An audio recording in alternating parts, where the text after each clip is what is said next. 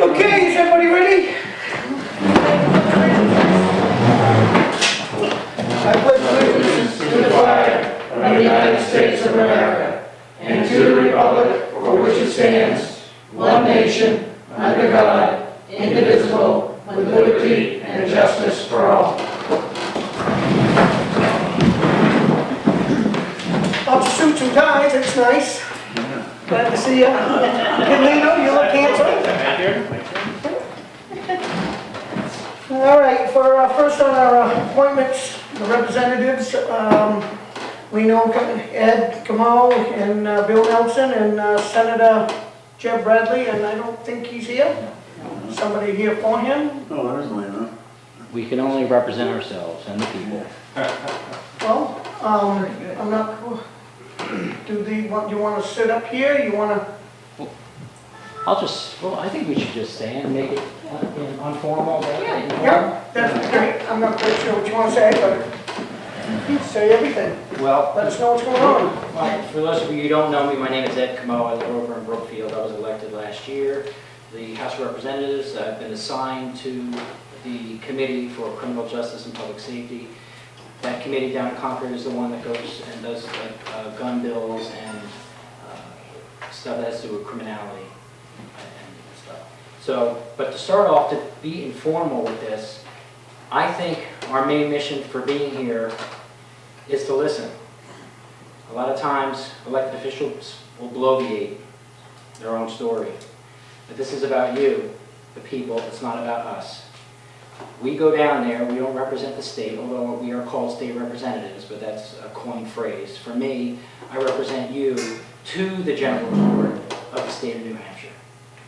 I'm there to represent you from here, from this point. I don't represent any kind of special interest. I don't represent unions. I represent the people that pay their taxes and live in this region. So I would like to start off and listen if anybody has any concerns, anything you want, ask away. Mr. Miller? I'm full of questions. One of them comes to mind. You know, I sat in this very room over a year ago when a representative of the state came here from the transportation, I believe it was, and he said that if he could only get that 4 cent a gallon gas tax, that all these bridges would be fixed, our roads would be fixed. And my understanding was they got the 4 cent a gallon gas tax increase, and now they've come back for more. And so I don't see any bridges being fixed. I don't see any roads being paved. The roads are a disaster. Can you tell me what we're finally going to get out of this? Well, I'm also here to tell you the truth. The truth is that you were lied to. Because you were told that that gas tax was supposed to be for roads and bridges. That's the way it was sold to you. But that's not what happened, is it? Just the opposite happened. It's been spread out, and I actually do not know accurately how many agencies get money from that pot. 4. Representative Avellani says 4. So it's not just for roads and bridges. It goes to state Department of Safety, Department of Transportation, Department of Justice, and DOT for the roads and bridges. And those agencies, of course, they're, right now, the way the state budget is, they're starving for money. So I think a lot of the reasons why they asked for more money was so they can keep the agencies going. What I personally noticed in my first term is that it seems like down in Concord they were more concerned about saving agencies and saving the state and not the people. This is a consistent theme, it seems to be. That's one of the reasons why I got so annoyed that I ran. Because Concord's about an hour and a half away from here, and that's what you have to deal with. A constant push to fund the state. You can't cut. It's like pulling teeth trying to cut anything down there. So that's why your roads and bridges are not being fixed. The other reason why they're not being fixed is because the federal government gives us a lot of money for our transportation system. What happens is the federal government, through administrative rulemaking, changes the way the standards are for bridges. So what used to be okay for a bridge is now not okay. I was stunned, because I also serve I'm a representative for Brookfield for the Stratford Regional Planning Commission. Most of their budget is from the federal government. And I found out all the red list bridges that were listed were due to the fact that the actual, it was not only the condition, it was the standards that changed abruptly. Now, of course, your roads and bridges are going to be updated, and they perhaps need to be inspected and built for different standards, but we have no control over that. So there's never enough money coming in to pay for all that. And with the advent of cars with better gas mileage, using a gas tax is kind of, I hate to use the word stupid, but that's pretty dumb to do that. It's being honest. Yeah. I found it much easier down there, to be honest, than to lie all the time. To fabricate. Half of them cannot remember what they've said, so their lies catch up to them. And that was just, you had another question, I know. I have another question. Very recently, whoever it was at our state level apparently decided to kick the can down the road again about the decriminalization of marijuana.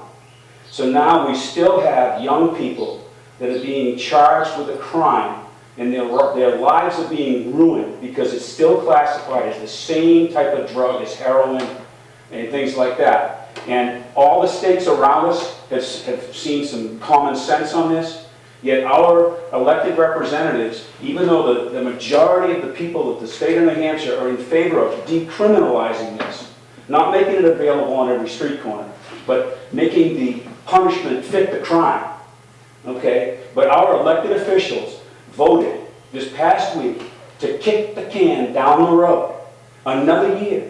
And there is absolutely no excuse for that, except perhaps, in my mind, that these people are putting, they're representing a minority or their own personal interests. They're not representing the majority of the people in New Hampshire, and that's my opinion. Can you tell me, did you vote to kick the can down the road, or did you? Okay. Absolutely. I'd like to know if he voted to kick the can down the road.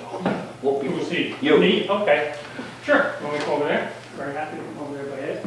Lino, why don't you come on up here? I voted to decriminalize as well. What? I voted to decriminalize. So Lino voted to decriminalize. Did you vote to decriminalize it? To be honest with you, in the end, I did not. I went in there to vote for it to be decriminalized. I must admit, very honestly with you, I had mixed reactions because I've talked to some people in the medical field, and the people I talked to were very concerned over the enforcement for people driving and how that would be enforced. From a medical, it was probably, if I've talked to 6 doctors, I believe I had 4 who were dead set against it because of the potential that it would lead to. I had 2 for it. Putting that aside, I've listened to the police chief, I've listened to different people, and I was willing to go along with a small amount to be decriminalized, but I don't remember the discussion at the time that went on the floor, but there was a discussion on the floor that at the last minute I changed my vote. Something was said, because I do listen to the debates, I do listen to what people had, and I reversed what I was going to do, and I decided to vote no at that time. So I have no apologies for it. I'm sorry you don't agree. Well, the real issue here is that we really do have a really bad drug problem that's escalating, and it's called heroin. Yet we're wasting money enforcing these marijuana laws, and that money that could be allocated towards a really big problem that's in our face, it's in the paper every day. And I cannot fathom why our representatives aren't focused on that. Well, actually, I will say that the bill made it to the governor's desk for decriminalization, she vetoed it. So your representatives work for you this time. You have to call the governor's office on that one. now, the original bill came through my committee, and I was, there was one other person other than me that wanted to try to keep in, because the original bill was that you were going to be allowed to cultivate 6 plants in your own home, and none of anybody's business is whatever you do. Well, they wouldn't have it. The rest of the committee wouldn't. Because I told them in one fell swoop, you could have stopped the drug cartels from trucking the marijuana up from Mexico and creating all that black market crime by simply allowing people who wish to cultivate 6 plants. They would not put it in there. The number one group that fought that bill was the police. When I asked, I waited for everybody to ask their questions, and after I said to the commissioner, I think it was the state police, I said, are you going to lose grant money if this bill passes? It was complete silence, because the answer was yes. Every time something doesn't pass, always find out where's the money going, where's it coming from. So if they think that their agencies are going to lose money again, like I said before, they will vote, they will fight again. Then you have police lobbying. I need to add something in here, which won't be popular with you. I'm into my second term, and I watched the marijuana issue come in. And it was going to be for medical purposes, and the state was going to make all this money, and this was what it was sold on. And you see it creeping. The original bill for medical marijuana, I believe, had 4 conditions. It was very few. Now it's up to like 14. They keep adding things to it. So at some point, this is starting to get away. And originally, you know, we were going to have dispensaries. Now we want people to grow their own. Then you want people who could grow it for other people. And this is moving to, in my opinion, it may not be with everybody's, I'm very concerned about that. Again, I believe for medical, but I have concerns as this has expanded so much. And before you know it, are kids going to be able to bring marijuana cupcakes to school? Are people in senior citizens facility that do not allow smoking, will they be able to smoke a joint? I mean, there are so many ramifications. I think we need to go slow, but I do overall agree that the people shouldn't end up with a gigantic record because of that. And I hopefully will go back and look at the tapes if I can see why I made my adjustment in my opinion, and I will let you know why. So I'd like to ask, and you can elaborate on that for hours. I'd like to go to, we are in a highly epidemic world right now, and we've experienced a death last week, an overdose, which was not in our town, but it's right there on it's Newfield line border. We had another one recently, and I'm not sure if that girl's from Wakefield. I think it's a girl that died also. What are we doing about that? I mean, I don't see anything in our general region that these people can actually go to get help. Don't mind. And I'm not blaming these kids for what they're into. Yes, I guess I have to say they should be making better decisions, but these kids are hot, and the stuff that they're doing isn't real drugs. These are chemicals, and this is what's killing these kids. And I'm a little nervous about our own community. I'm not worried about what's around me. I'm worried about what's going on here, and I don't know what we're doing. I don't see much being done about that. The pot world, that's not as bad as drinking as far as I'm concerned. The pot world, I don't care about that, Rick. I'm caring about what's going. Marijuana. I care about what's killing these kids. That's not killing these kids. And I don't see anything being done about that. Well, some of the things have a double edge to them. Narcan was before the Health and Human Services Committee, and there was a very strong testimony about the people whose children could have died, and they gave them the Narcan. But I've spoke to some emergency people, and now parents can get it. My concern is that there's going to be some kid out there who's going to say, oh, they'll come and rescue me. Why don't I just take more heroin? Because they will come and take care of me. And as we expand this stuff, I'm concerned with the kids, I'm concerned with stopping it. But as we keep putting these things in, and I agree it helps, but also we're enabling it more. And I think we're going to see in time kids who are going to rely on, oh, they're going to come and rescue me. Let's do it. Here's a fix. And that's a concern that I have. But we do need to do something. But when you spend state resources on pulling in federal grants to primarily start federal drug courts and use all of that money to do that because of marijuana, you're not using it for heroin. And I've said here, I'm here every week, and I've always said, especially about the sobriety checkpoints and alcohol, the only way, and I'm not saying it's like Nancy Reagan's, DARE program, just say off, just say no, but you have to get to kids younger, but it has to be parents involved in it too. When you go to the school board, not many parents are involved in the school board. Are they aware of how, a lot of people think it happens somewhere else, but this is happening here. And so if I think we've never realized that it could actually happen here. Oh, it's been here for years. I know. It's just that I've never seen it kill as like it's killing now. I think we're at 300 that were killed over the last year. Yeah, and And I can tell you right now, I think there's 5 in this town. It saddens me, and I know a couple of them on a personal level. And I think it's time that we as a community got to put a halt to it, you know, and I'm not sure how, you know, but I think that you got to get these people off the street. And until you can provide them some education or some places that they can go. Where's the closest rehab? Concord? Stratford County. You know, so, I mean, we have nothing here. Yeah, I mean, I don't even know if we have a guidance council that can deal with it, you know, so, I don't know. You know, you're getting away from this. Step up here in front of the camera. No, I just agree, that you can have personal responsibility. I mean, if people want to do illegal drugs, they should take their ramifications with it. Correct. Riding a motorcycle without a helmet. You're on your own. Your Yep. rental insurance says no, you pay the bill. And I'll agree with you, except I'm thinking that, as you all know, children make dumb mistakes. But the mistakes they're making, they're not realizing the next level that it takes them, I believe. You know, it's stuff they're getting under their sink, man. There's gotta be some education. What age are you talking about? 21, 18, 16? I would say between 16 and 25. Well, that would be parenting.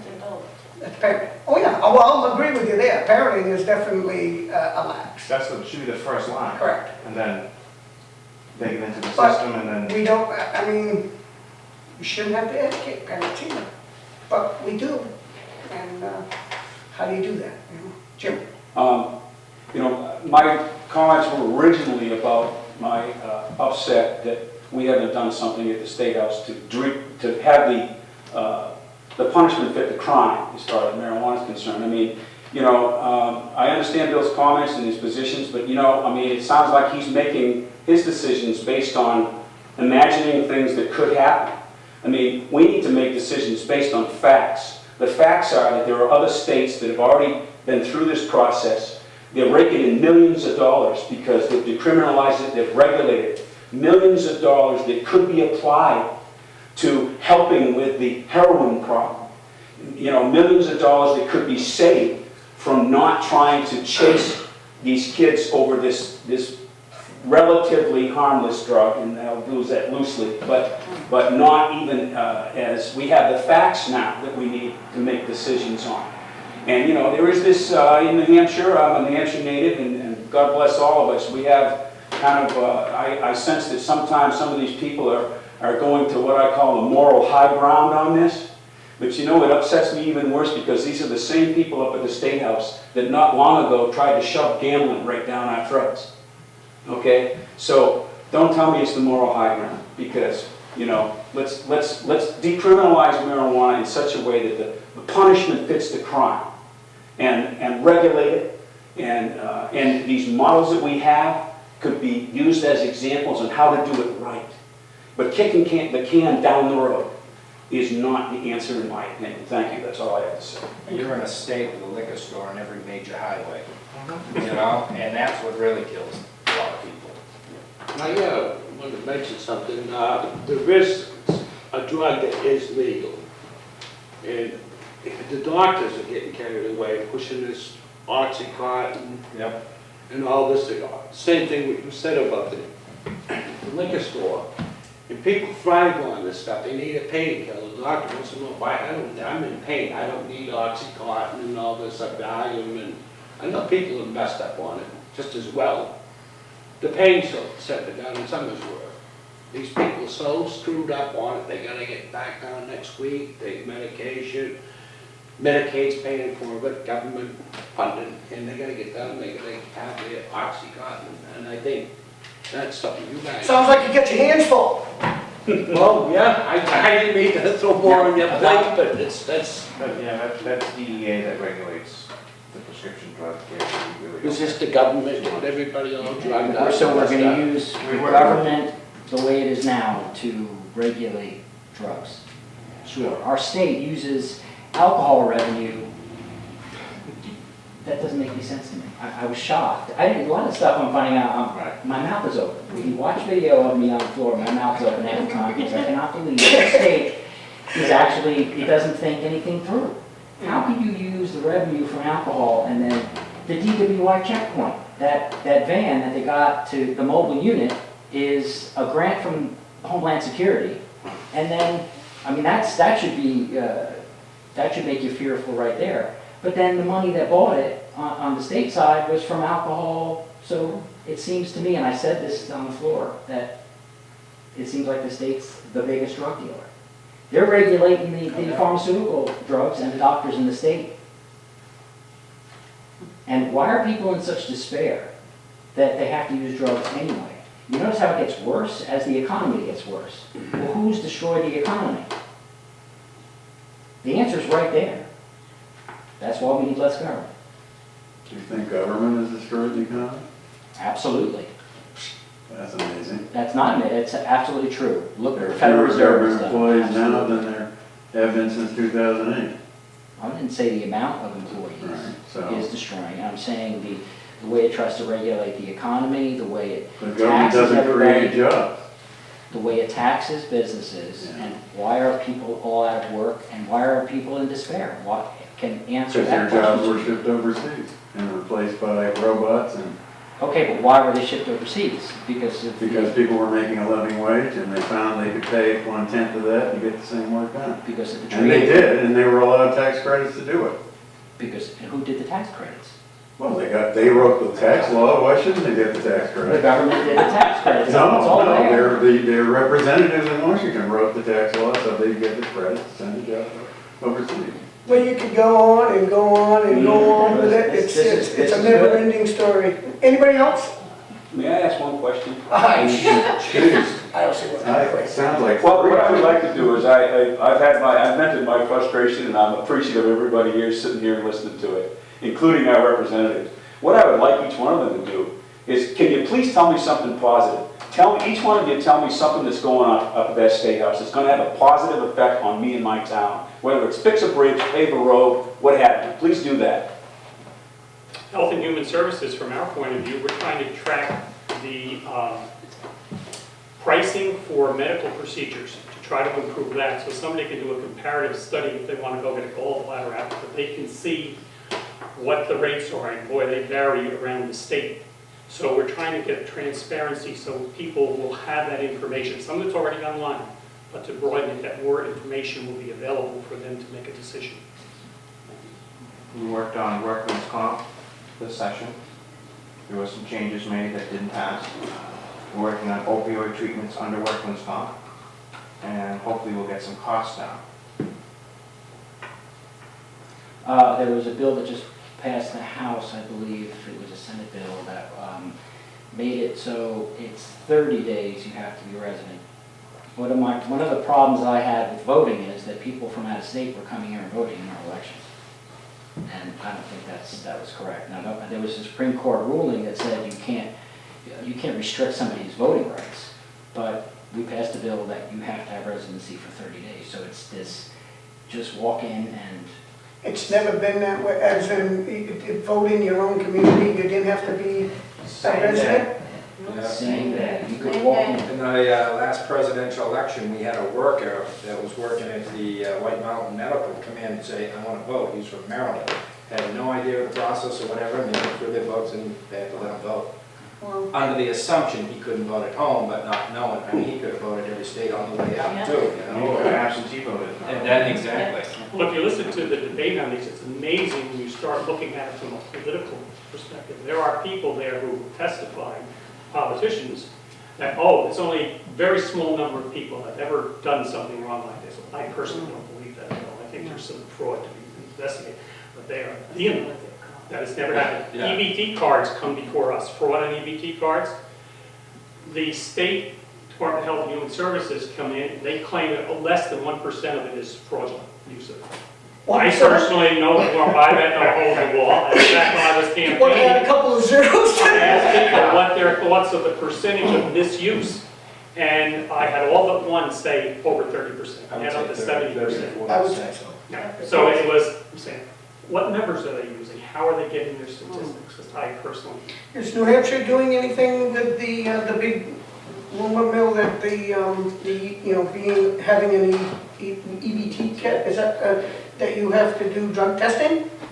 Are we into that category? That's not Maine applied. had something like that. Maine was done. We're trying to, picture IDs were on there, whoa, that, they went down to philosophies, I think they should, personally have it for everything else. So then the Senate versus the House version, said, one said location, and the other one went by product. The House said by location, not your liquor stores, that type of thing. Where the Senate version is by product.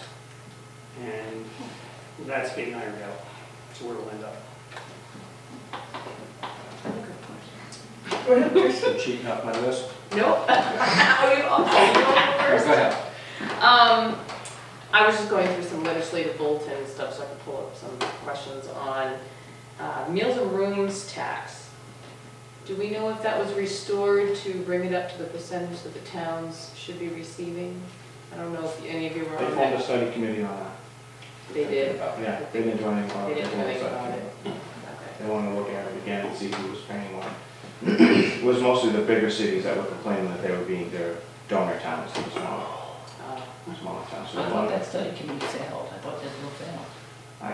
No, went through. Just That's a lot of issues, the bigger towns versus the school aid or whatever it is. Right. Things.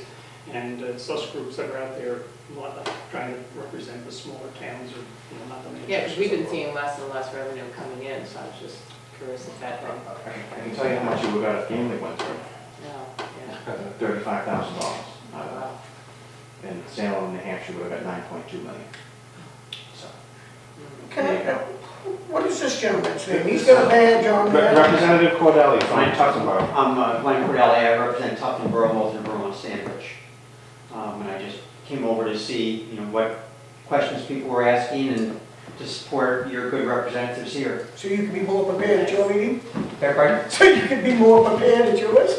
Well, That's a good thing. Tuftonboro, they don't allow public input anymore. Oh, no kidding. Right. I So think you would be that- proud, we have a very good team working on the county issues that are up there. And I believe that. and we're really trying to stay on top of that, to the bottom, to resolve some of this, so that the residents will feel comfortable in what's happening. There's just so many questions, and Ed's been there for years, so he's the expert. Well, as you know, I've been watching the county for 5 years now. Yeah. It's not going to go past my term. It's not going to. We have to have a clear answer of what's happening at the county.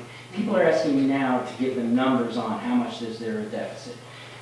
Is there a surplus? What happened to it?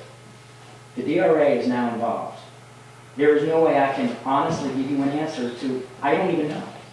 So how can I go up there and represent you and vote for a budget when I'm not quite sure exactly what is happening? And I've been, Well, it's great that you're willing to say you need more information, as for just going up there and following the same trend, instead of kicking the can. kicking the can down the road. Tom did a nice article a couple weeks ago Yeah, on the nursing home subcommittee. yeah. Well, you pointed out that the numbers that come out of the nursing home don't agree with the numbers that the business office and the county has, So, using the same software. yeah. Which is like, boy, that's a trick. That's the committee I'm on for, the nursing home, and it's amazing the things like that, or your statistics, or the information we're getting back is way out of date. We should have things with computers. We should have information from 2 weeks before, rather than, 2 months behind, that type of thing. And the investigative work as a result of them, and the committee, as well as the whole, Glennis sat in on a number of our meetings. We're digging for information, Mark Gonke, and we're really going to get things answered, so at least we'll feel comfortable in being able to tell people what's happening. Well, I'll agree, you got a good group going up there and keeping an eye on it. And Lino's on the committee for the nursing homes one, so. Ken, did you want to ask something? Another one is the state aid grants for wastewater and anything on that. Trying to reestablish that so when the locals need to have help on, You need grants to rebuild or to revamp your waters? Right, so we had a wastewater issue, we ended up having to do a treatment facility.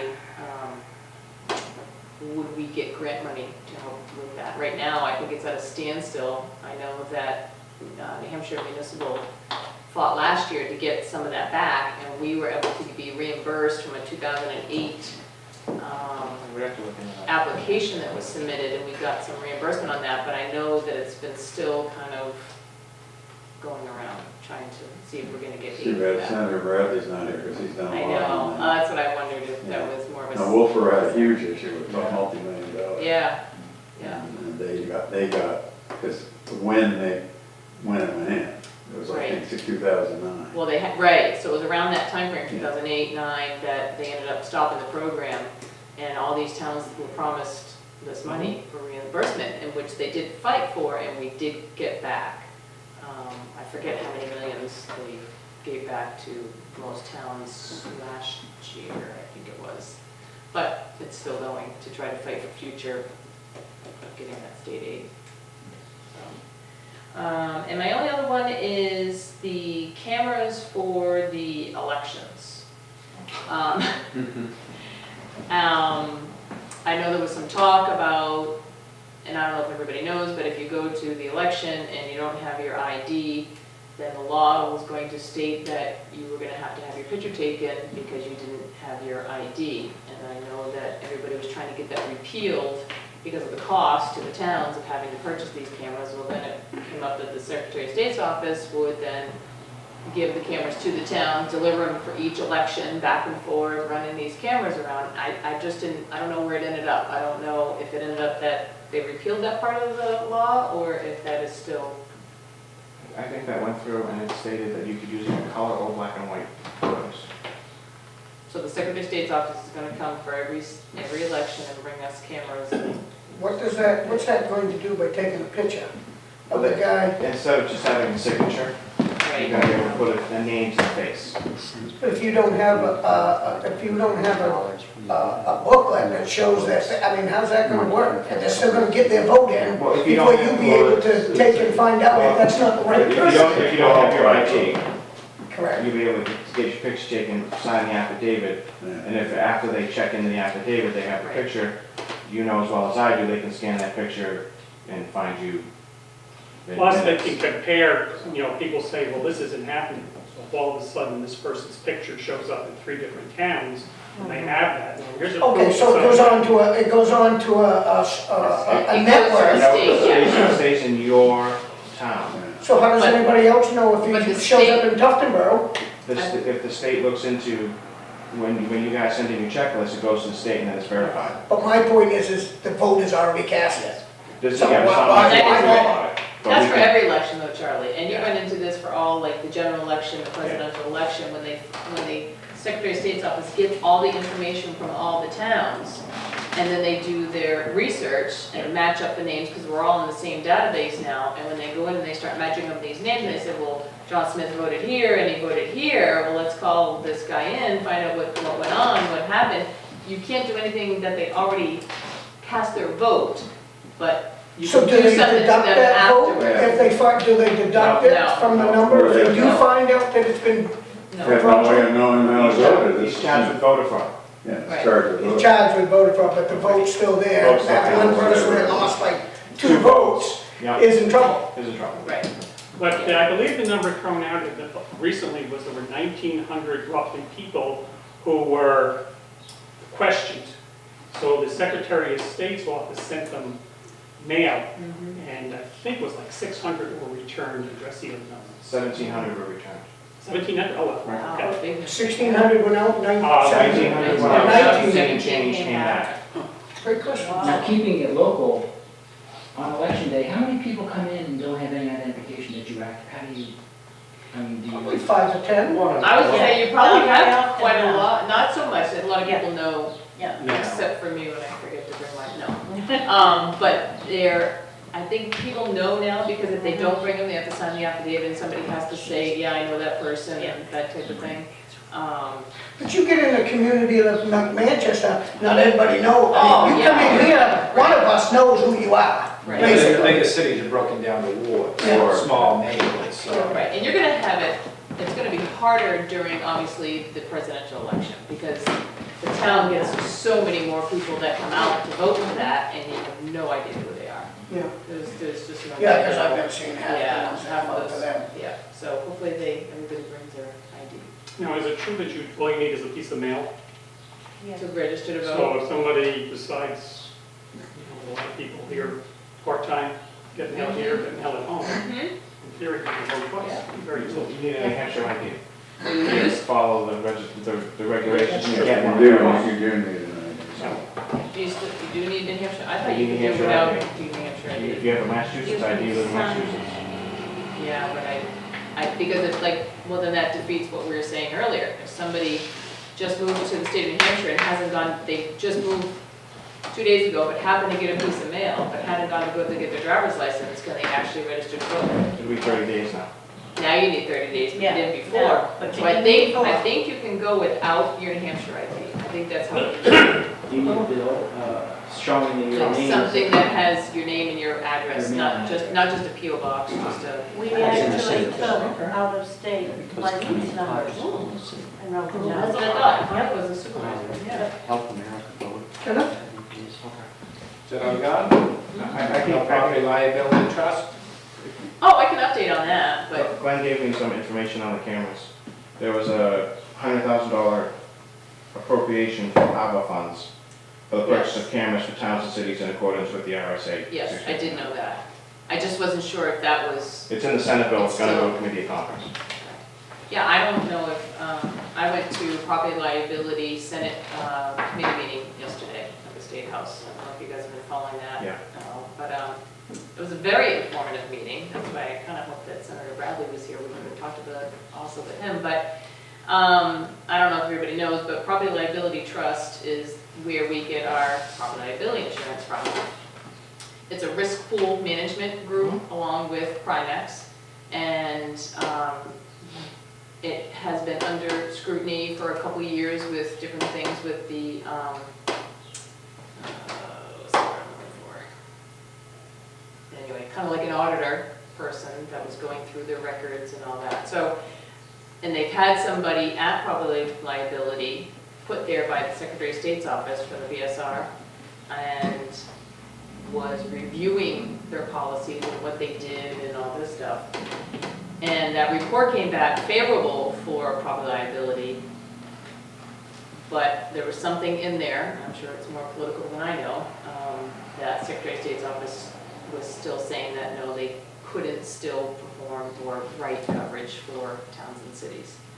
So since that has happened, we got a letter from property liability said that we will not any longer have their insurance as of June 2016. Well, during that, since then, people have gotten in touch with the senators, and I think it's under House Bill 2, talked about whether or not, and it also has to do with RSA 5B, I think, which talks about who has the jurisdiction basically over the risk pool management, and currently it's being held by Secretary of State's office, and some people would like it shifted to the Department of Insurance. So there was a 3-hour meeting yesterday. The gentleman that was placed, Mike Kukuchu, messed that one up.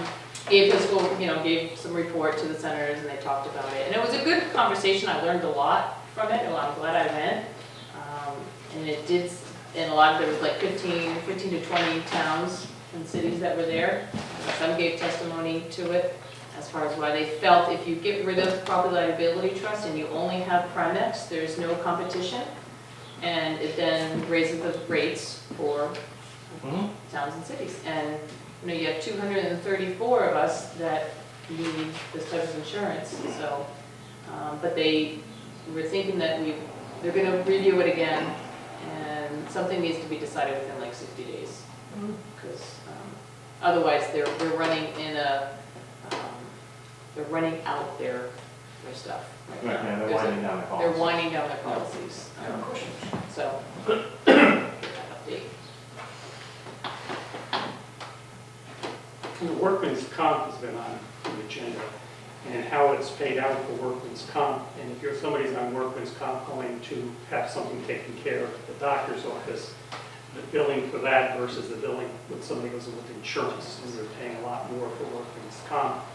And how is that affecting everything to try to put a fix to the workman's comp situation? What about the poor guy that can't even afford insurance? I mean, are they trying to do anything for them guys? Well, the poor person going in, I think actually. It's not calling poor, let's just call them can't afford Can't health afford. insurance. Because if you're poor, it's free. Correct. That's where I was going, yes. And if you are someone, I was talking to someone today, I was at an emergency management conference in Manchester, and one of the people there worked for an ambulance company. They were saying, if somebody has no insurance, well, you guys probably know that, they don't pay anything. They have to take them and swallow the expense for transporting somebody to the hospital, or they have to be flown out and everything. So I was surprised at that. I thought the town picked it up. When you go into an office and you actually have a conversation with a doctor for 10 minutes, and it costs you $207, I have a problem with that. You know, so that you figure that's $2,100 an hour that these people are making, and we can't afford insurance. Yet if they go use Medicare, the same doctor will accept $20 or something like that. Yeah. You pay Or if $200. you got insurance, they're gonna hit you up for $400, and no wonder why we can't afford insurance, you know, and it's a crock of crap. But if you look It's at the doctors, most bizarre system in the world, because you have no idea what it's gonna cost you if you go in for anything. You have not a clue. no estimate. And then it depends on what they get paid, depends on the insurance company, whether it's Medicare or anything. Well, It's like, your guess is as good, it was $4,000. Why wasn't it $444,000? Yeah, well, even when I mean, they give you an throw a yard at estimate, it. well, even when they give you an estimate for a $150 visit, you get home and you get, 2 days later, you get a bill for $57. I have a problem with that, because, in a 10-minute ordeal, you know, a conversation. We're paying for conversations, and, But if you look at the expense the doctors have, not to justify it, but I bet his student loans are almost $1 million. So the cost that he has to operate, never mind his insurance. it's just sad that the poor, you know, not the poor guy, but the middle Working man. class, the working man cannot have insurance, and, But that's exactly what the expansion of Medicaid is supposed to take care of. And the Republicans in our state house fought it to the tooth and nail, and there are people up there right now who have sworn to do away with it, Charlie. It's not in the budget. Kenneth, Just a couple of comments. Casino, no, to me, that's just gonna kill the state. It's too late. Balsams, that's gonna kill the whole top of the state, but they need it up there. There's nothing up there. Jim's hit the decriminalization. Teresa hit the property liability, and thank you guys for helping us out at the county level. That, very much so. hopefully Very that's proud of gonna you. clean that mess up. Thank you. Thank you, Rabbits. Wait. I've got a question regarding veterans exemptions.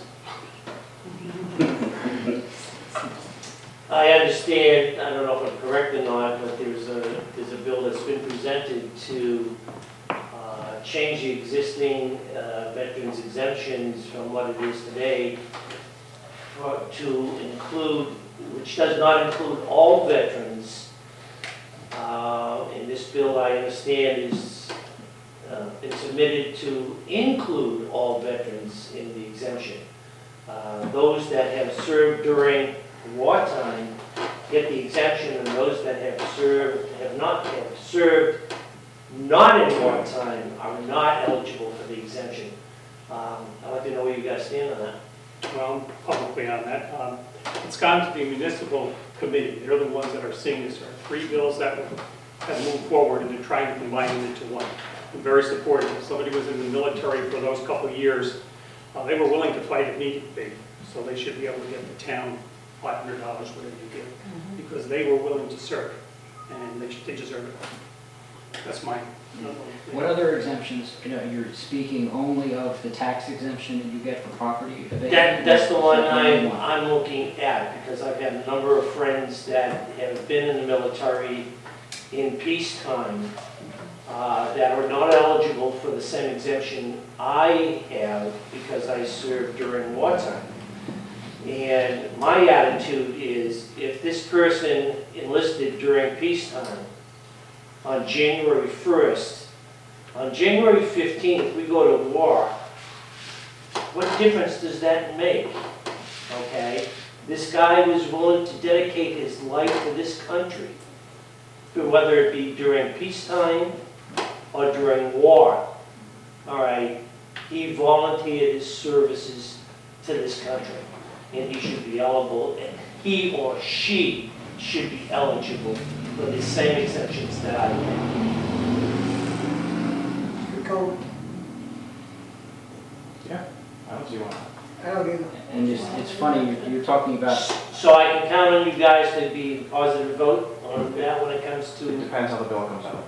yeah, because it's never clear. Right. when it Never clear, comes it's never through. clear like that, trust me. The bill can go in one way and you have it, and then it gets close to a committee, come out totally opposite. but you guys, basically, the concept of all veterans should be eligible for for the exemptions. When you say all the exemptions, do you mean just the property? Well, that's the one that I think most people are looking at. Okay, because Brookfield, we give 100, right? And I believe Wakefield is 500. That's correct. Now that's up to, that can be up to That's up to town. the town. Right, that's a town. That's up to the town. Okay, originally, years ago, it was $250, and Yep. a petition warrant article was presented to increase it to 500, it was voted on by the people of the town.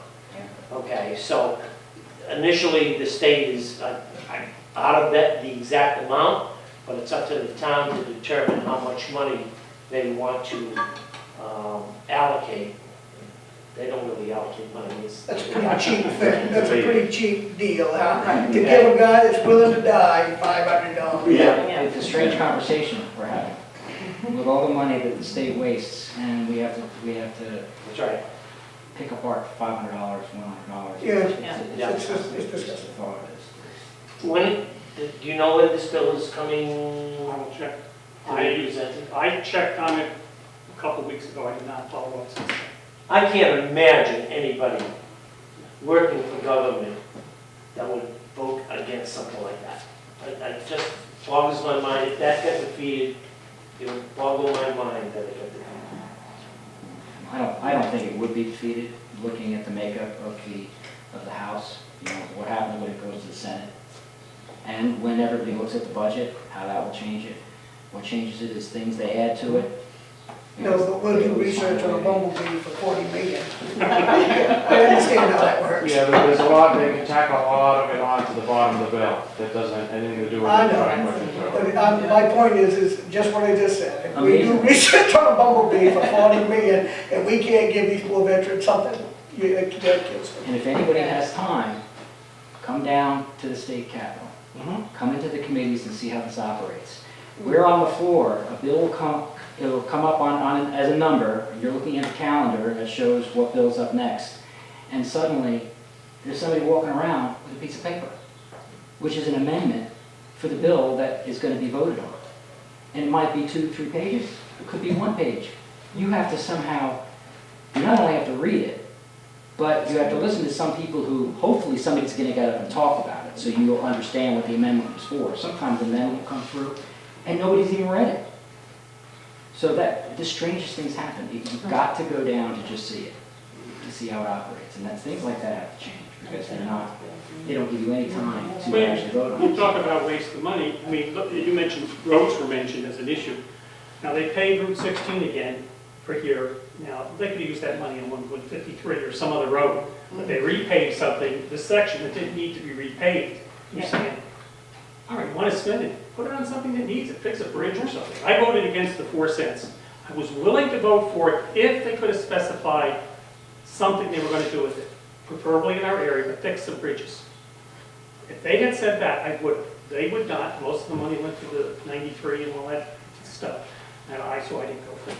Now, the smaller roads, the smaller residential rural roads, and that state highway, the construction is so different, and being on the Trout Regional Planning Commission, the DOT will tell you that if you let just the road start to alligator and moisture gets in that road costs so much more, even if you wait 6 months after its due date. I mean, you literally have to keep that road up, because if that goes down, that is so expensive to fix afterwards. The smaller residential roads aren't built the same way. So I think it's a cost-benefit analysis that the DOT did to choose 16 rather than 171. We'll get to this section. I think I'm gonna let Connie, if she has anything to ask for the last of it. I think we've had spent enough time on this. I want to know what, everybody's questions and. I know as the board, we're very grateful that you're on Yes. everybody. So you guys willing to to have a photograph taken of yourself, might end up in a post office? Just to show you were here, you know? Yeah, right. Should we stand over I there? don't know, Glenn, do you want to join it, or? Stand behind us. I can't see the faces we're making, so this is, nor can you see ours. Oh, wow, all right. So you're going to have to run next. Yeah, we got just a spot. Look at this, hey, come on. We can pretend we're happy. Okay, all right, well, at least pretend you're happy. It was a good discussion, don't you think? Yes, it was. All right. Okay, thank you. Thank you for having us. No, thanks for coming. Thanks, everybody. Nice to see you. It was a moose on the staff note. A moose, which they always spend the note. Step on it.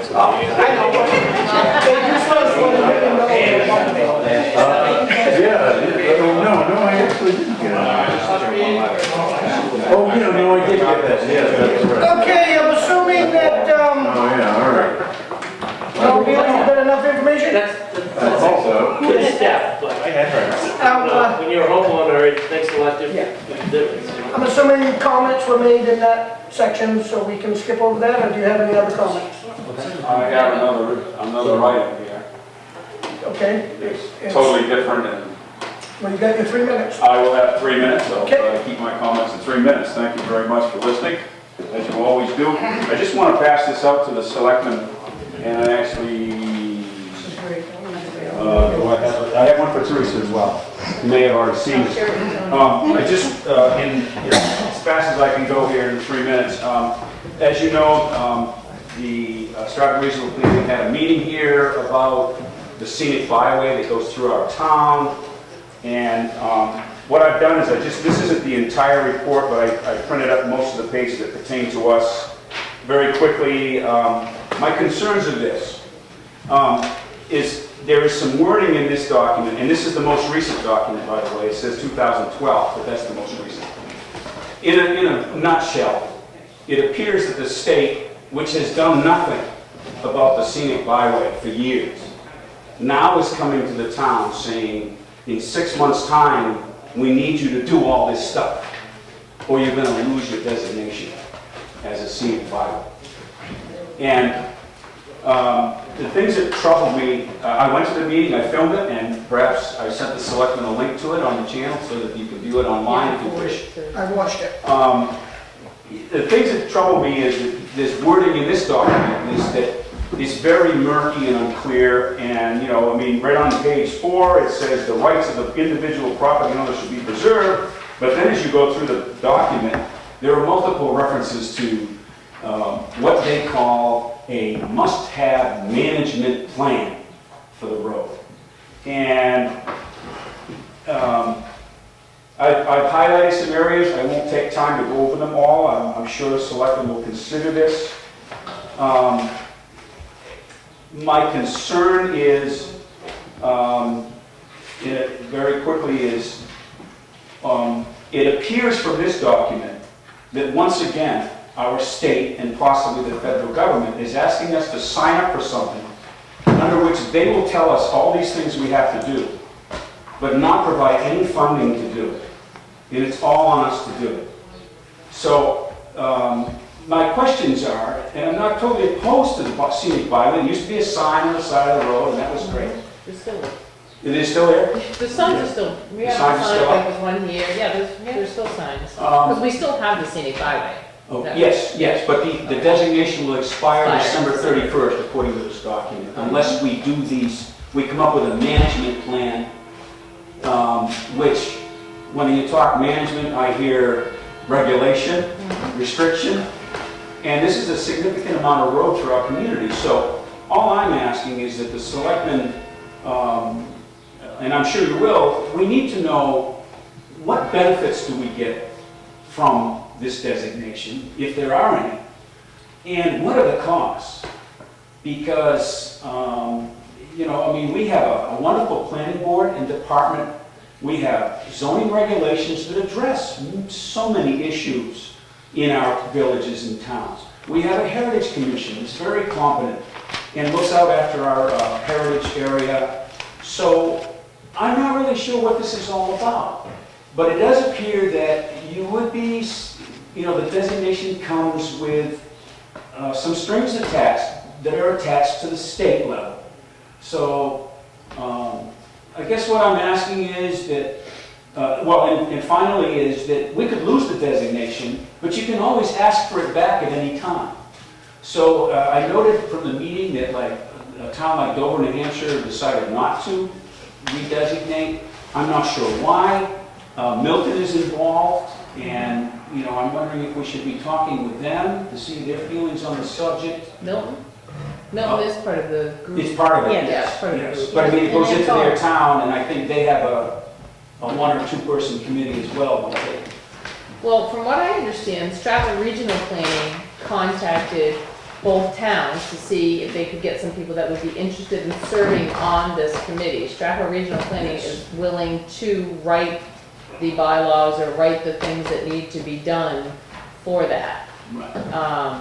And they needed members, and that's why it's on the agenda also, they needed members to be on that committee in order to help write the new Right. regulations or Yes. rules that, so that things don't expire in December. Yes. So that was my understanding. Yes, and my first question is, I mean, I'm hopeful that we can get some answers to some questions. You know, what are the benefits, what are the costs, and that people, the people of the town can be made aware of the benefits and the costs, and then ultimately the decision should be to the people, do we want to do this? Assigning a person to the committee that has the assumption that we're going to do this, I'm not sure would be something I would be comfortable with if I was a selectman, but I'm not. But I'm just saying that I think we need a lot of answers to some questions before we even decide to do this. And now the state has come after doing nothing for years and saying, in 6 months, you gotta have this all done.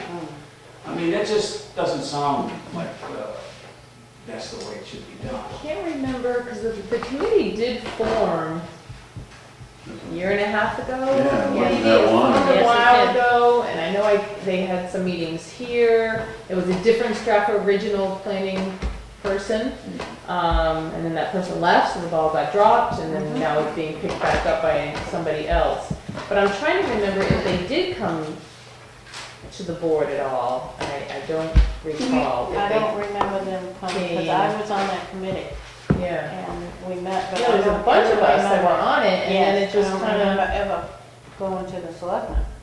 to talk about the byways or. I don't know if, I don't know if, I think that it would be a planning board issue. They would come and make recommendations on who should be in that committee. I mean, as for me, I mean, I don't deal with that. They do.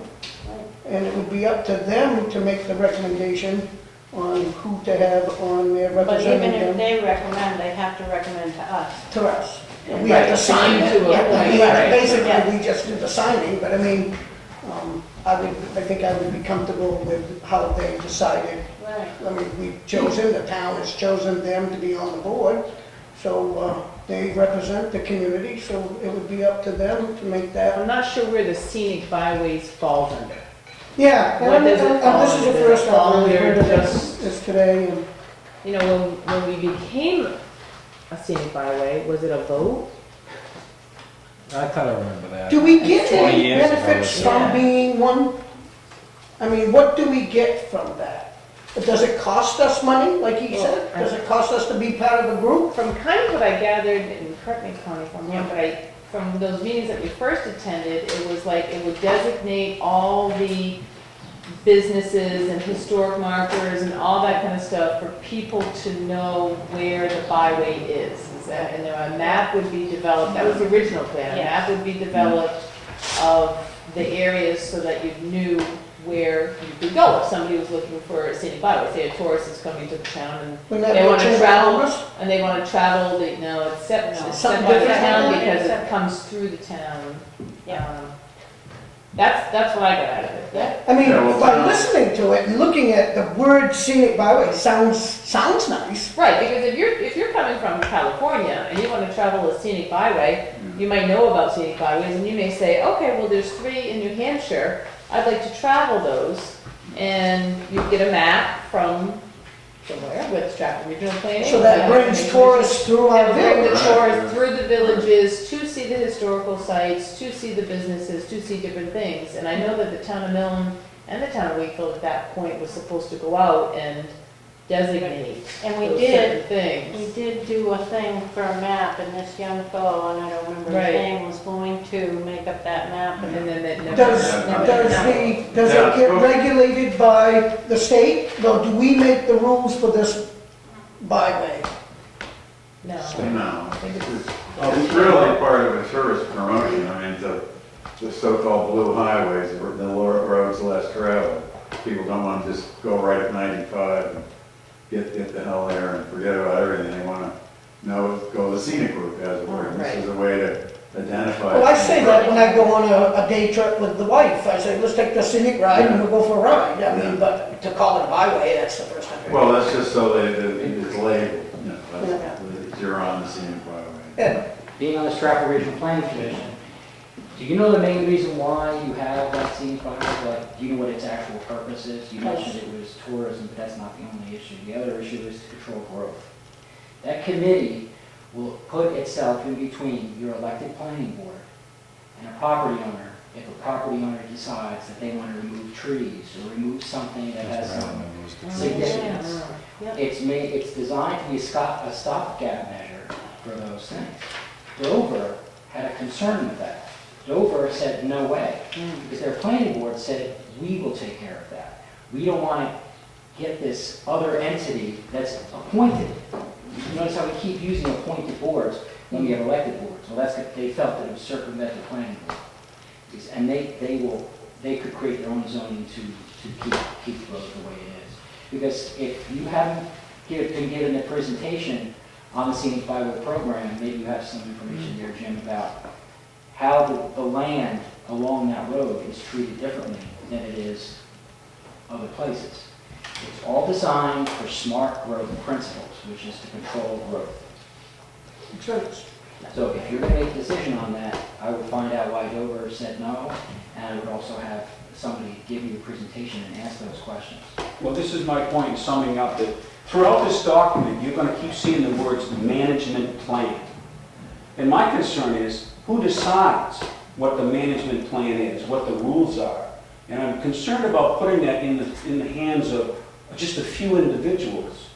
I mean, not knocking anybody in particular, but, I mean, there are a couple of things I've highlighted in here that are like inventory control and removal of outdoor advertising. You know, there's signage stuff, there's, and it also says under no circumstances shall a cultural byway be designated without a public hearing. But maybe that's already have it. You know, conforms to and does not detract from the landscape. Well, who the heck interprets that? You know, does it mean you can't cut a limb off a tree? So these are the questions I have, and thank you for listening. I've used up more than 3 minutes. And I know you'll consider this, and maybe we can move forward with getting more people involved. Thank you. I do have a meeting with Cynthia Copeland, I think it's next week. Good. Just to talk about dues and stuff, and she's the head of the Stratford Regional Planning. So would you like me to have her see if they could come to one of your meetings I would like to to know more explain about it. with the scenic byway? Before I get any answer, yeah.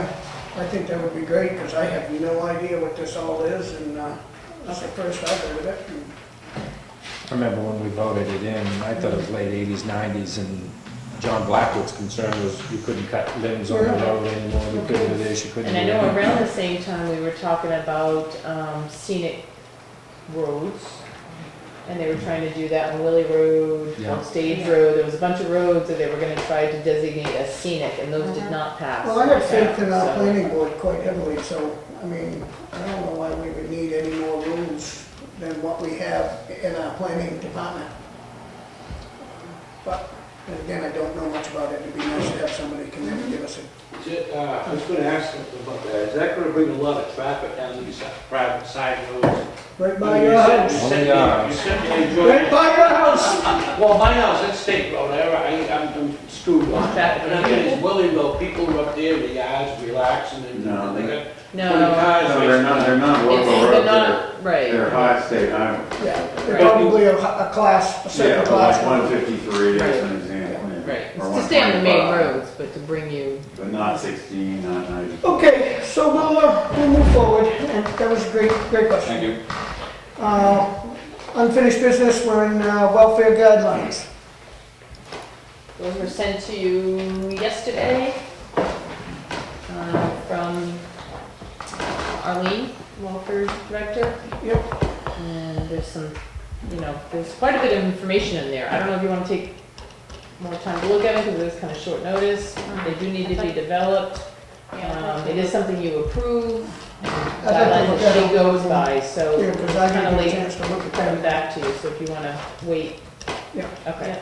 Is there a way she can mark changes in it, or is it all new? This is actually totally new. I think some stuff was from 2008, but what has happened is LGC, way back in their LGC, developed a welfare guideline book on how to set up guidelines. And so a lot of the towns have taken that, and they're all trying to be similar to that. And that's where, and so they're all kind of sharing the guideline and matching it to their town. Would that be something that she should come in and explain to us? Of that, the head of the department? If you think you have questions, you want. I mean, I don't really, I don't have any I don't really have any questions. It's I really haven't read- I just- haven't read it all, Yeah, because it is lengthy. it is lengthy, and 50 it does pages plus a have, bunch of appendices. and right, there's a bunch of appendix on it, talking about how much they would pay for a 1-bedroom, 2-bedroom, what we do when we have somebody that needs electricity, what do we do when somebody needs food stamps, and so there are more of those guidelines in there, which is good, because we didn't have that before, so it's Well, more I faith in set. her also, Yeah. in her department, so. Work fair was in there too, I don't know if it was there before or not. It wasn't, and I questioned on that, And and it's she still good felt that to the leave it other in, and communities do it. Because Alright. it does say All may together. Yeah. have versus shall, Yeah, so we kind of talked about that a little bit, and, there's that dump sticker person. yeah. It's Okay. good, the other communities are all getting together, and it is similar, because people do welfare shopping.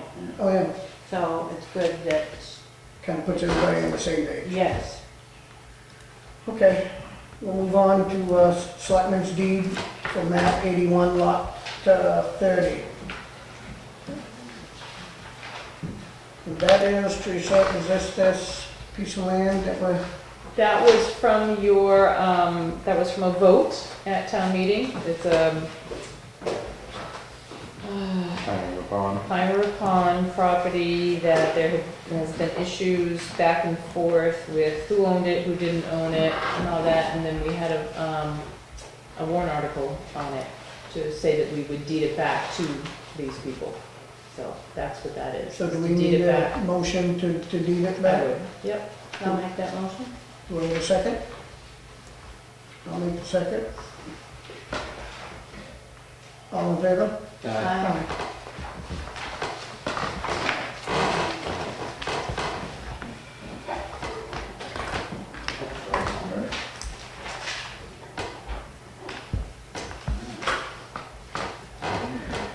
New business, paving bids.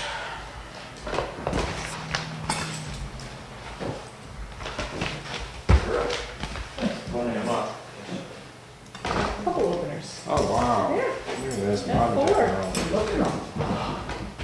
So it was rebid then? It was rebid. No, this is has been bidded out. Yeah, you're thinking of sand, winter sand. Oh, okay. Yeah, this is the first paving Oh, for for the paving, season, okay. paving, yeah.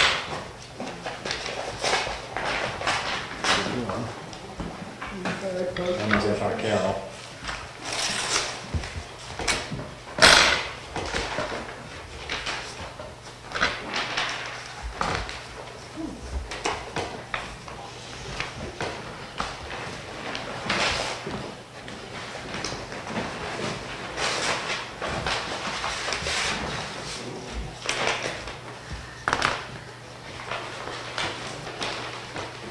Yeah, they were talking out there, so we had shut it.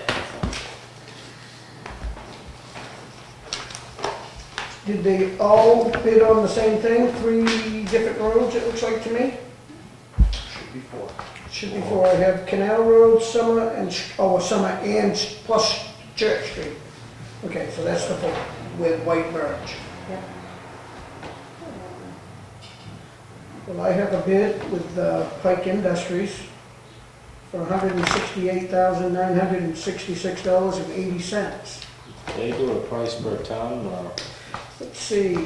I think at the end of the night, we're just gonna give them all the mic anyways to analyze. Yeah, I think that would be the best bet. Yeah. Because I'm at $78 a ton from Brock's, I'm at 76 on one, 168.90. 76. 90 on another.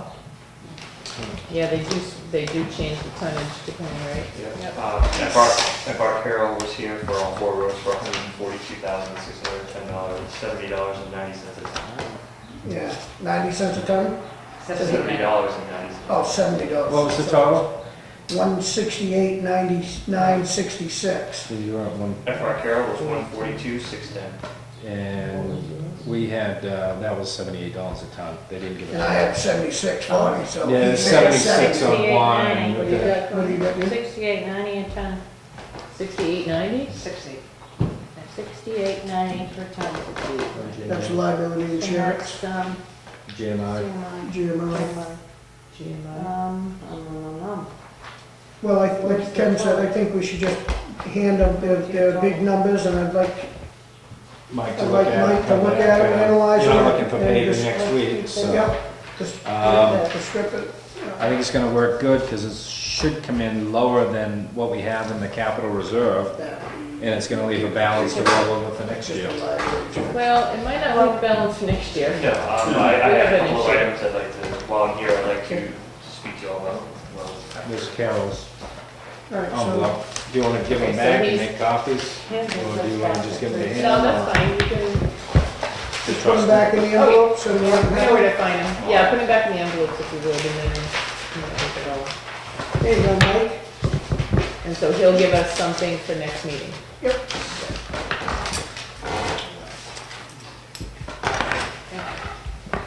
This is signed. Here, that's Tony. What did you want to bring up? So moving forward in regards to paving, I received a letter from Susan Susi, which is a PE assistant district engineer from District 3 here for the state of New Hampshire.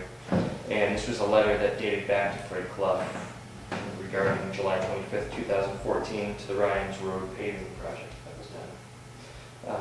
What happened was there was no permitting of driveways or other accesses to the state highway system. And that was failed to be submitted on behalf of the town. So what happened is Ryan, if you don't mind, I'll read this. Ryan Road was paved without first obtaining a driveway permit, which is required by policy referenced above, which is that we, as a town, are supposed to get certain permitting before we have something paved. So the result is that the connection to 109 on Ryan's Road, the water flow across 109 is causing icing damage, which has happened, and results that, So they wanna grind it, swale it, repave it? yes, that's their request, is that they're asking us to do so. Into the river or down towards On the 109 16? side right here. Right, The right, water but flow when you're goes into the swaling, river. yeah, they want it It to doesn't go swale across into the the road. river, or? It does go across the road. That's what The Yeah. water goes across the road. That's why there's so Yeah, much it's too sand high. in the road. Goes across Right there. Meadow Street. So by grinding it, what's that gonna do? You just repave with Never a seen swale, it. so the water can't go up and in. Now, at the crown, if you were looking on the 109 side, it's literally just going all one way, heading actually towards, I guess it would be towards Connie's way if you were looking at So this is it. And a, Todd Nason has come to me with his concerns. this is a road we Yeah. paved, just paved anyway. Last year. Yeah, last year. We had to repave it. The whole, Not just the the whole- whole, just where the problem is. Yeah, a permit needs to be applied, and miscommunication there on who was supposed to apply for that. And so that didn't happen. And then once it was paved, realized that whenever it rains or anything like that, all the water goes across the road and I think into the river, which is where we don't want it to go. It needs to go into the culvert, I would say. So I was sent a letter on June 8th, and they're saying, per reference letter above, Rhines Road was paved without permitting, causing icing issues during the winter. Todd Nason, Wakefield 312 patrol foreman, met with you about this about a month ago, which he did, and voiced his concerns. I told him to please go through the proper channels and get us the proper paperwork so we can at least have something in documentation. So what we'd have to do is resubmit a driveway application, which they have enclosed for us, which they do have in my possession. They would like to see that Rhines Road go into the drainage swale on Route 109, and if we have any further questions, we can contact them. But I did go out, I did look at the road, I do see their concerns, Okay. and I do have to say I do agree. Okay. So we have the application for the driveway permit that they sent us, so if you're willing to sign it, and then Mike can take the Fill time in to the blanks. fill it all out, if you're okay with that. So getting back to Ken, what you were, I think this is something we need to get rectified immediately. Right, but as you're coming down the hill, 109's in front of you, are you trying to divert the water into the river or keep it in the ditch line? So you're not going towards the river? No, if you're actually on towards- 109 looking at it, it's just all pitching Yeah, towards the, I guess it would be the outbound. to 16. It just needs to be an even, the profile needs to be reestablished. It's just all pitching, it would be towards, I guess it would be, if you're looking at it, towards where Connie's house would go up towards that. Yeah, so you want the water to go towards 16? I just want it, no, I do. I want it Into to the go. ditch line. Yes, I want it to, I just want it to be even. You can just see, when I looked at it again, you'd see exactly what I was speaking of. It's all kind of just slopes one way, heading towards the outbound side, towards 16. I just want it to be even. And that's what Todd Nason is asking, that's what Alan Hanson, the PA district engineer, is asking. If we could So the road gets re-crowned, so it reground at the bottom. It- Yes, it that goes to section. both They're not sides, talking right? about the whole road, they're just talking about that one section. You come section. around the turn down at the bottom of the hill there. My only thoughts with anything going towards the river, we should mitigate. Treat it Because before that it whole gets into the culvert river. comes all the way down Yeah. Rhines Road into the river. Would it be the right thing to maybe put it into this bidding process that we got? I don't think I'd put it all up to bid. I would have whoever gets the job do it. Maybe you can negotiate a price prior to or something like that. Oh, okay. I was Can wondering how you we wanted to do that. As in, Well, being more, if it's you're probably gonna be Right. more than $5,000. Right, right, but if you're giving your bidding contract of paving to a specific company Okay. Per ton. per ton, ton okay. versus not per, then you're giving it to that company for all the paving till the end of the year. That's good, good. So, Good. Okay. that's what most towns do, And the they'll, point is Still that not we, sure where it's gonna go. we just Where didn't it follow would- the permitting process at all as a town. That was, And I'm assuming we didn't. So going forward to do our streets Right. like Church, Take it over. that, coming on to 109, I myself will fill out paperwork. To do that. Yes, that is, So where is it gonna go if it doesn't go in the river? we just need to make sure it's evenly crowned. Half in the river, half in the ditch line that goes The way down. that works, Connie, is about, if you looked at the crown of a road, Mm-hmm. per foot, it needs to slope about a quarter of an inch. So we're not talking, it just needs to be proportioned correctly. so it So doesn't then go it's equally across the road. It's equally Yes, dispersed, equal. Grind it out, fix it. Yes. I'm on board with that. Okay. All right, so we just wanted to let you know that. Okay. I'll give you this. Well, thank you. Since that's signed. Okay. Make a copy. Yeah, I'll take maybe a copy once it's all filled out. Yes. You must be able to get them online. Is that all you got? For the winter sand, I wanted to make my recommendation to you. Okay. And I was, between the two, I went up and looked at Brandon's up in, excuse me, let me get my, Freedom or Eaton or something. yeah, he was up in Silver Lake. His name's Brandon Drew. He had nice stuff. The problem is that he's 30 miles away, one trip. Just one way. So we're talking 60 miles. I found that Ospey Aggregate had some very nice, it was very gritty, it was, it had the right cohesiveness to it. I don't think that would plug our standards whatsoever, considering they're only about 10 miles away. They had, I think Tony and I sat down and did some back and forth on some conversions. So they bid it at $5.25 a ton to convert that to a yard, it'd be $6.83 a ton, or $6.82 and change. So that's what our sand is 682? We would be buying it for my number was $6.83 a yard. 683, so that's a good number to keep in mind for our, So what I did is and I'd be more than happy to give you all this. I just did some numbers of what our trucks, what it costs for us, our fuel prices.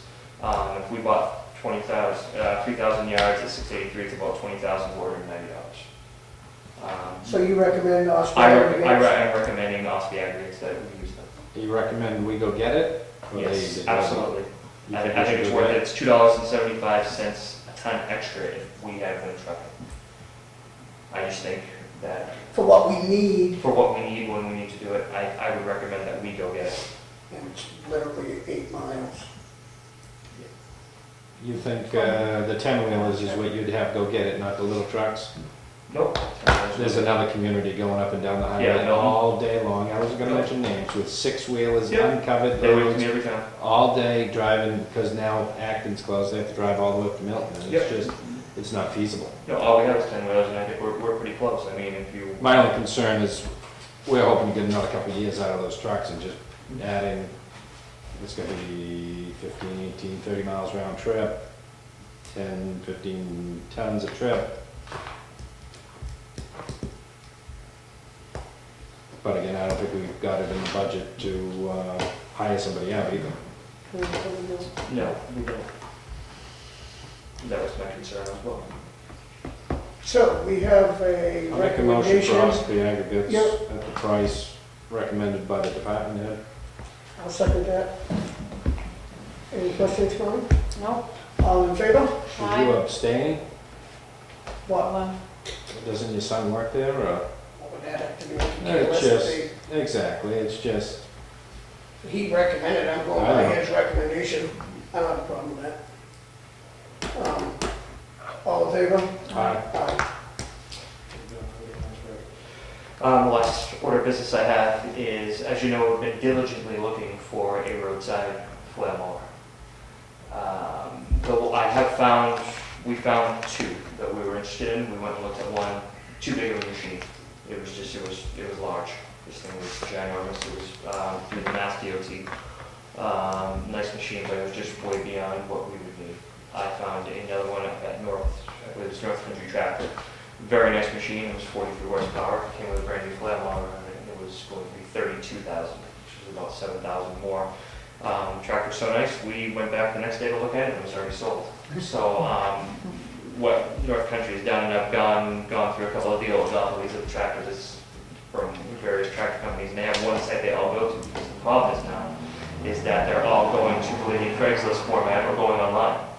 So, I would like, with your all's permission, I understand that we do have funding in our capital reserves that is accessible to us. I would like to be able to go in and be able to speed up the process. If we find machines such as I had, I would have been coming to a meeting and saying, I think this was the right machine to go with that I found.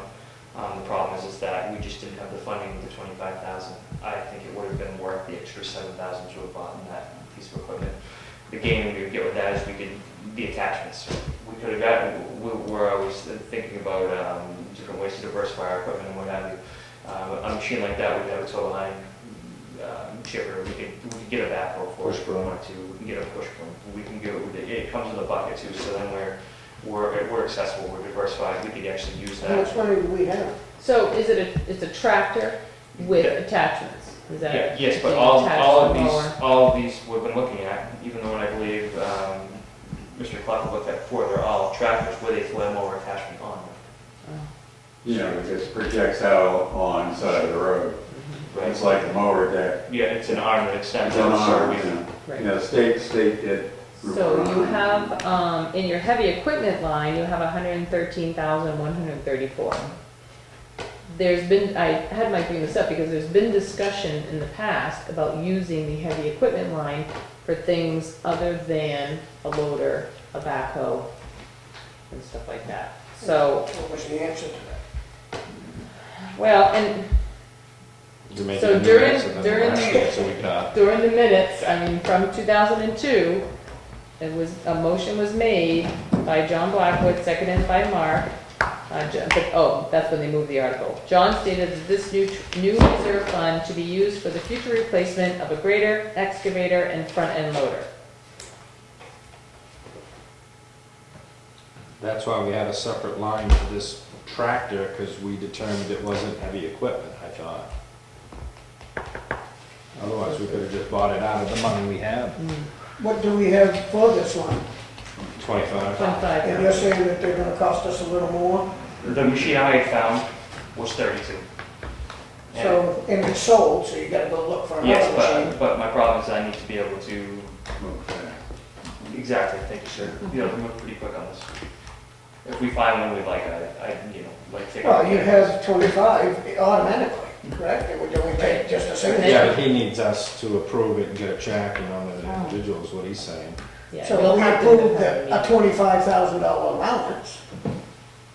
Right, We can which take is that, what, right, which which is is what we what you got, have and what's been anyway. approved by I think the when town. Mike and I were talking, we were talking about whether or not any of the capital reserve money could be used for Well, that's that. up to them, and if you But had Heavy that, equipment. Pulled the minutes, it's not, I guess it's not considered it heavy probably doesn't, equipment. yeah, probably doesn't.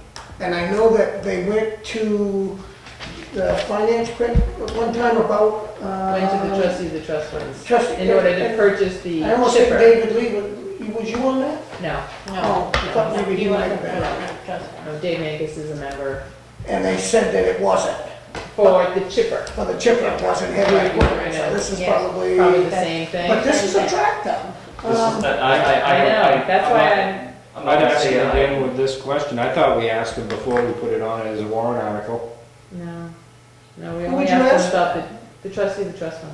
So then Yeah, send it they're to good with them then and I'm see good what with they say, and, yeah, I'd like to get it, like you said, I mean, we haven't done the sides of the roads for years, for a few No, I was couple looking years. at them all grown in today. Well, it's tomorrow. People are gonna scream. Start doing it. People are gonna scream when you go through with it, but, can you call the company that had the one and see if they can locate another in their search? Yeah, no, I've Yeah. spoke with North Country, they said my best bet is just to be diligent and proactive in my search, which I've been looking basically every night, and the highway foreman has as well.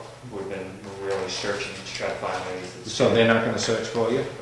They gave us the website, and I've talked with, I believe his name is Dwight Clark, he is going, to answer your question, yes, he is going to keep his eyes open for us as soon as something comes into their shop or something's coming in that way that they can get to us that's within our price range, which is hard to find for 25,000. Oh, yeah, Because my pricing part of this is the machine was 20,000. I want to buy a brand new arm. I want to buy it with a 5-foot deck on it that can reach out. I don't want the one to just tow behind the set. I want something that can reach out. Oh, yeah. Right. That's $11,000, but I want brand new. I don't want someone else's problems. So the issue, I think, is, as I'm listening to this, you might be able to buy the tractor through the capital reserve, but you probably won't be able to buy the arm. Well, maybe the arm's heavy equipment though. The arm is. No, that's what I'm heavy saying, equipment. I don't think it's heavy If that's not equipment. heavy equipment, I don't know what is there. Well, I Because don't- it doesn't Exactly. work. Well, this is what I don't think it is. So- Not per what they said here, the future replacement of a grader, excavator, and front-end loader. That's underneath the heavy equipment description. So, you may say that the tractor might be more of a heavy equipment Then, Yeah. than the arm. Now, your warrant article said for a mower, plus tractor. no, it just Oh, said, so it that- said for a mower, for the purchase of a mower. So is that, The arm or is it The the arm. tractor? Could be there. I just asked the trustees of the trust if Yeah, they're I- comfortable 7,000 out of that account. Our intentions were to buy this whole unit as one to do a certain job, and was to cut the Right. the hay off the and the sides only, of right, and the only other But thing. also, it's a diversified piece of equipment we need to grow. We have that diversity. So I guess, we'll The send only it other to thing the, you could do too is if this doesn't work, is you encumber the 25,000 That's what I thought. for next year, and you raise and appropriate the Town. additional that you need for that purchase. but that's too late. Well, no, so this year you'd have to hire out the mowing. You'd have to get somebody to come and mow, Oh, wait another year. or wait another year. I guess just give it to the trustees and see what they say. Okay. Right? Mike, I'll get with you on the information about the. Again, I just want to be clear, I mean, that one was 32. We might find one that's 33 or 29 now, I mean, it's just. And I'm with you, 100%. It's just that, like she's, I mean, it will be brought up that we didn't spend it on, No, I just want to see if that was, 3 times bigger than a mower. But tractor to me is tractor, which means heavy equipment. I mean, I don't know, it's not a lawn tractor. certainly not.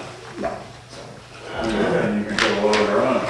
It comes with a loader on it, so if we want to use it for snow removal for in town. Well, that's what I I'm mean, saying. it's endless, Isn't it a front end loader? it's a front end loader is what it is, tractor.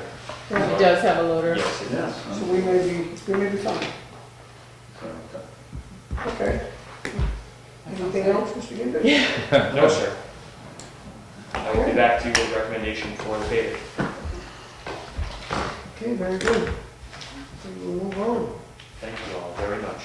Thank you. Appreciate it.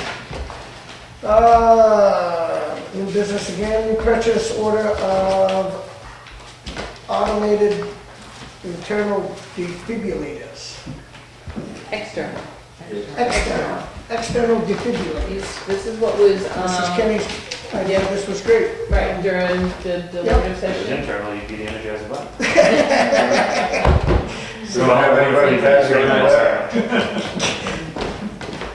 For a show. We did get the money for it, right? Yes, so, right, so I think 12,750-ish was approved during the budget process. 88, And 8,830.28, which is for 10 defibrillators, 10 signs, 10 storage cabinets, 10 decals, and 1 trainer AED device, so that they can train us on how to use the defibrillators. Do you know if those have to stay warm, or they can be out in the cold, or? Don't know that Yeah. answer. I'm just wondering, as far as the 10 places we're gonna put them. Do you want me to tell you? Oh, you've already got the places for them? Oh, yeah, I wasn't gonna just order randomly. Was 10 enough? Yes, I've got 2 for the town hall, upper and lower, Parks and Rec, 1 at the ball fields, and he has one that portable. The highway, transfer station, public safety building. I did the Greater Wakefield Resource Center because it is our building, Yeah, and I felt yeah. that they needed to have one. East Wakefield Fire Station, Todd did not want one for the union, they don't use the building enough and have enough people there. And then I checked with Pam on the Heritage Center.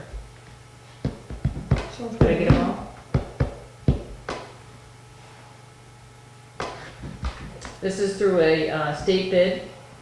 I've been in touch with Bill Wood there. Very informative, gave us 2 different companies and felt that because we use the Lifeline and a lot of other, I have a whole report of what buildings have them, that we use them more, that would be the one to stick with because everybody would be more familiar with it if they want to. So what I had to do is I had to send a request to Janet Williamson, who is our contact person for Huggins, the emergency paramedic type person, and give her the list. And once I get the request signed back to me, then I can go ahead and order it. Is it possible if we ask the local churches if they don't have them, I'm not familiar if they do, if we could purchase them through here and they reimburse, or Well, they can get this. Anybody can get this state bid. through that? Oh, I yeah. thought you had to be municipality through state bid. Well, I mean, any place people gather, not just older people gather, I mean, they should be well, I will there. tell you that the Congregational Church already has one, because that was on my list. Oh, they have. They already location have for a, it? yeah, There's probably an app for it on your phone. yeah, they already have one. Who else had one in this area? There was quite a few. What's that called? Says St. John's Christian.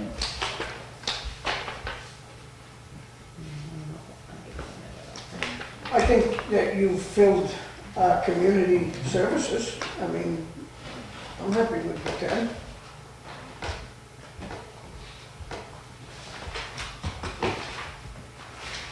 Yeah, I have a list of who got them, but I know definitely the Congregational Church, because I looked at the name who was still the contact, and I'm like, well, that's not still the contact. And they had Wayne down, they had, what did they have down? Anyway. I don't know if, I mean, I can check with him to see if, government and nonprofit organizations. So they would be considered a nonprofit. Nonprofit, yeah. So, Lake Forest has one, First Congregational Church, Paul School, Wakefield Family Care, and two at the PD, which are the caring ones that they have. So they could get it if they, if St. Anthony's, I'm surprised St. Anthony's doesn't have one, actually. Yeah, so I just send them a memo that we're purchasing them, if they want his, we can buy them. Okay. So do I have a motion on the table to accept the bill for $8,830.28 for the 10 defibrillators? Make a motion. Second? All in favor? Aye. There's a purchase order to sign.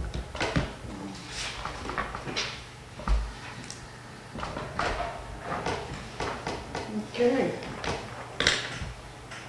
So just put that sort of back in the general fund? Mm-hmm. Thank goodness. For overtures, yeah. We need it. Yeah.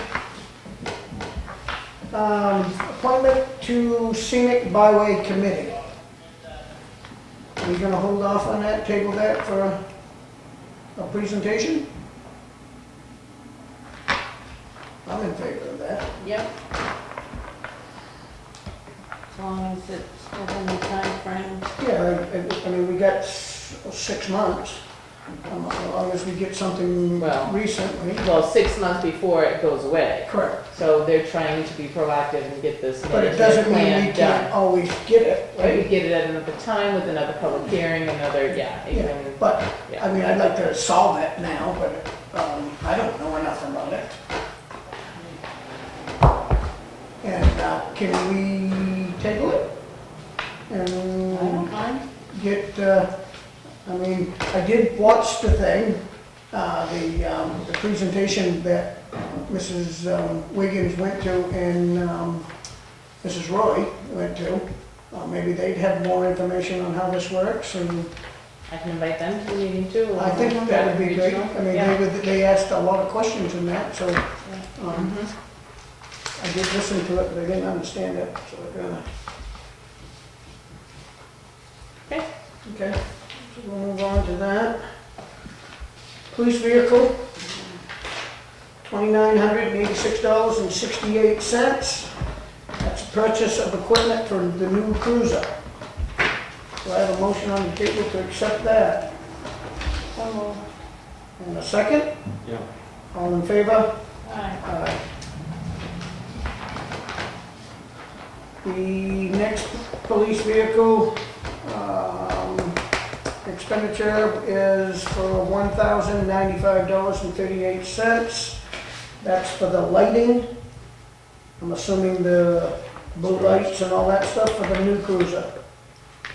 The other one must have been just for the radio equipment, and this one must be for the lighting, so $1,095.38. We have a motion for that. Second? Second, I'll take this. All in favor? Aye.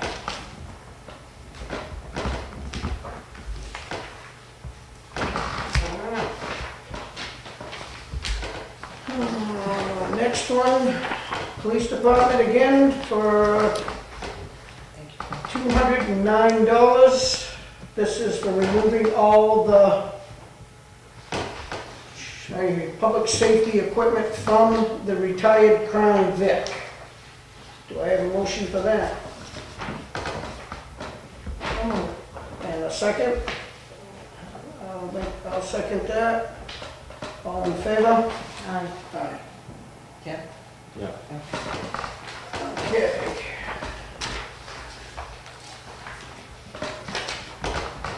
The next one is for expenditures, town hall improvements for $198.48. Purchase of economy light. I'm reading it as it says shrubs. What did what was in here? Shades. Shades, okay. Shades for the tax collector's office. A little bright in there? Yeah, when we took down all the shades from, they had all these types of blinds. So I found some other shades from Home Depot at a pretty good price and measured them up. I'll make a motion to accept that. Do I have a second? Okay. All in favor? Aye. Here is that correspondence, Brady's Lake Improvement Association annual meeting. We've been invited to attend their meeting at Weeks Park and North Shore Road in Wakefield, New Hampshire, July 11th, 2015 at 10 a.m. to 1 p.m. So if you want to go, that's where you go.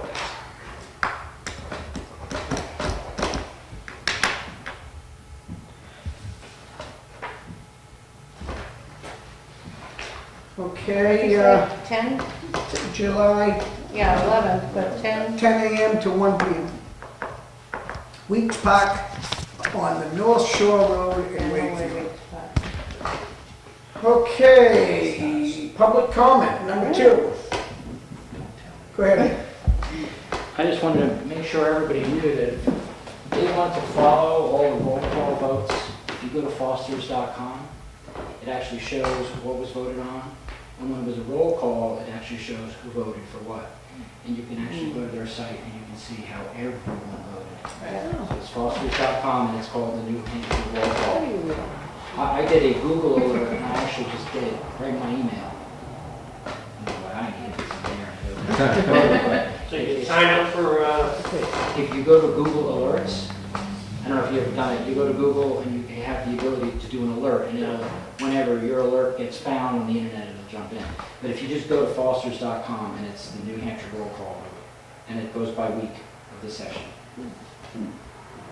There is a, on newhampshire.gov, there's a, if you click on that, Comeau, it shows you what you're voting, what you voted on, you can do that. Yeah, well, this gives a Or you nice can look little, by the bill and see who voted what on. and this gives you a nice explanation, and it shows all areas. It's just, it's a good thing to pay attention to.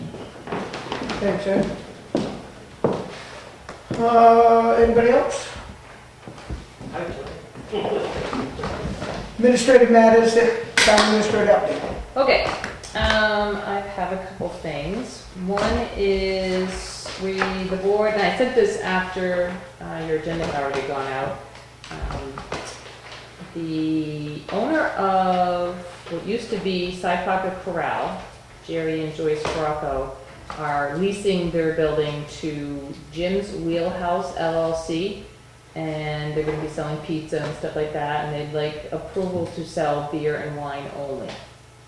And the state has asked them to get an approval letter from the board, where the last meeting, you guys had something from them saying they've already been approved, but, so I don't know why this is different, but anyway. They It's need an already approval letter establishment. submitted to the state of New Hampshire Commission. I don't have a problem with that. It's already there, it's already a pizza place, it just doesn't open it. Yeah, they've had a They beer had their and own- wine license for 12 years Yeah. during their operation, and it was approved by the town at that point.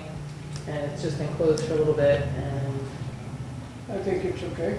There's no real approval from the towns, it's a state approval. and Well, that's what I thought, It's but like we a had this- conservation commission. we've had this stuff. come up before where the town could just write in and say, we have no objection to, And I think it's just a courtesy call from the state asking us. our we have to send a opinion. letter. Yeah. Yeah, a letter just saying that you have no objection. Anyone objection? Okay. I'm not in favor of another establishment selling alcohol when we're already having issues with the ones that we have, but it's permitted, it's allowed, so. Okay. Yeah, I probably should take a vote on that. Well, I'll make a motion to accept. Second. All in favor? Aye. Aye. One against, What'd you call it? one against, Oh. one no. I have a request from the school. and their parking lot that they've been working on, they have a bunch of debris that needs to be gotten rid of.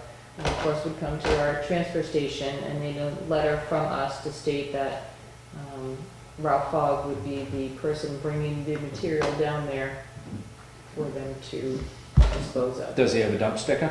I hope so. I hope so too. I hope so. We've been down there enough. They also has. All people should have a dumpster. This is at no cost. He wants to be able to dump it there at no cost. Warren wouldn't allow him to dump it until we had something from the board stating that it was okay. And he also, I found out that they might have some concrete blocks and stuff that I said to Ralph today that, you know, if you do, maybe you could bring them down to the highway garage, because we're getting ready to crush some of the material, that you might as well just have it there instead of taking it to the transfer station. I think that's where they send them anyways, with the concrete stuff. Do they? Oh, okay. I think so. I wasn't sure, so.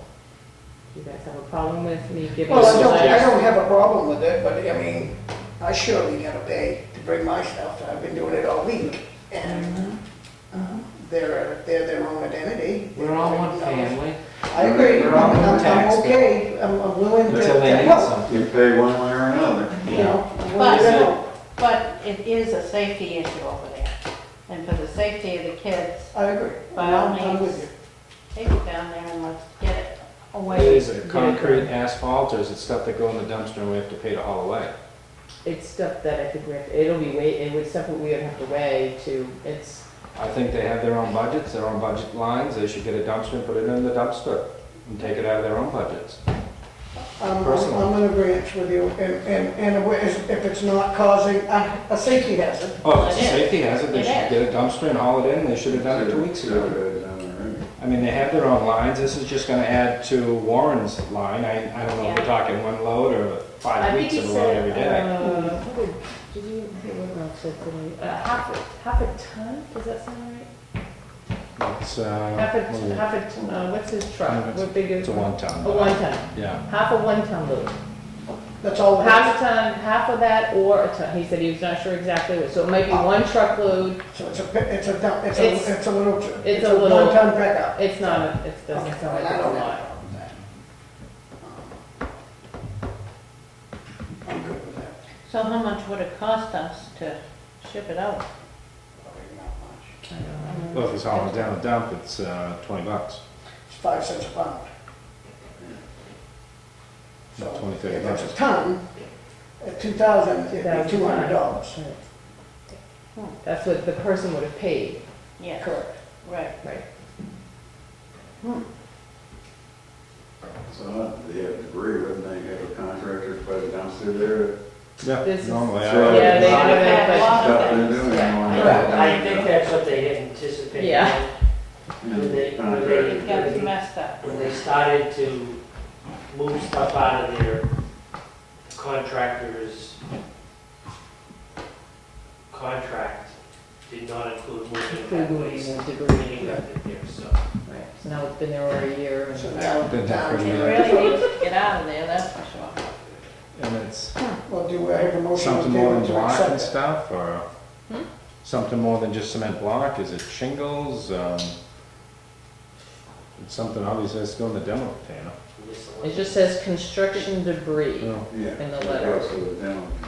I think it's from when the buildings were all moved down there.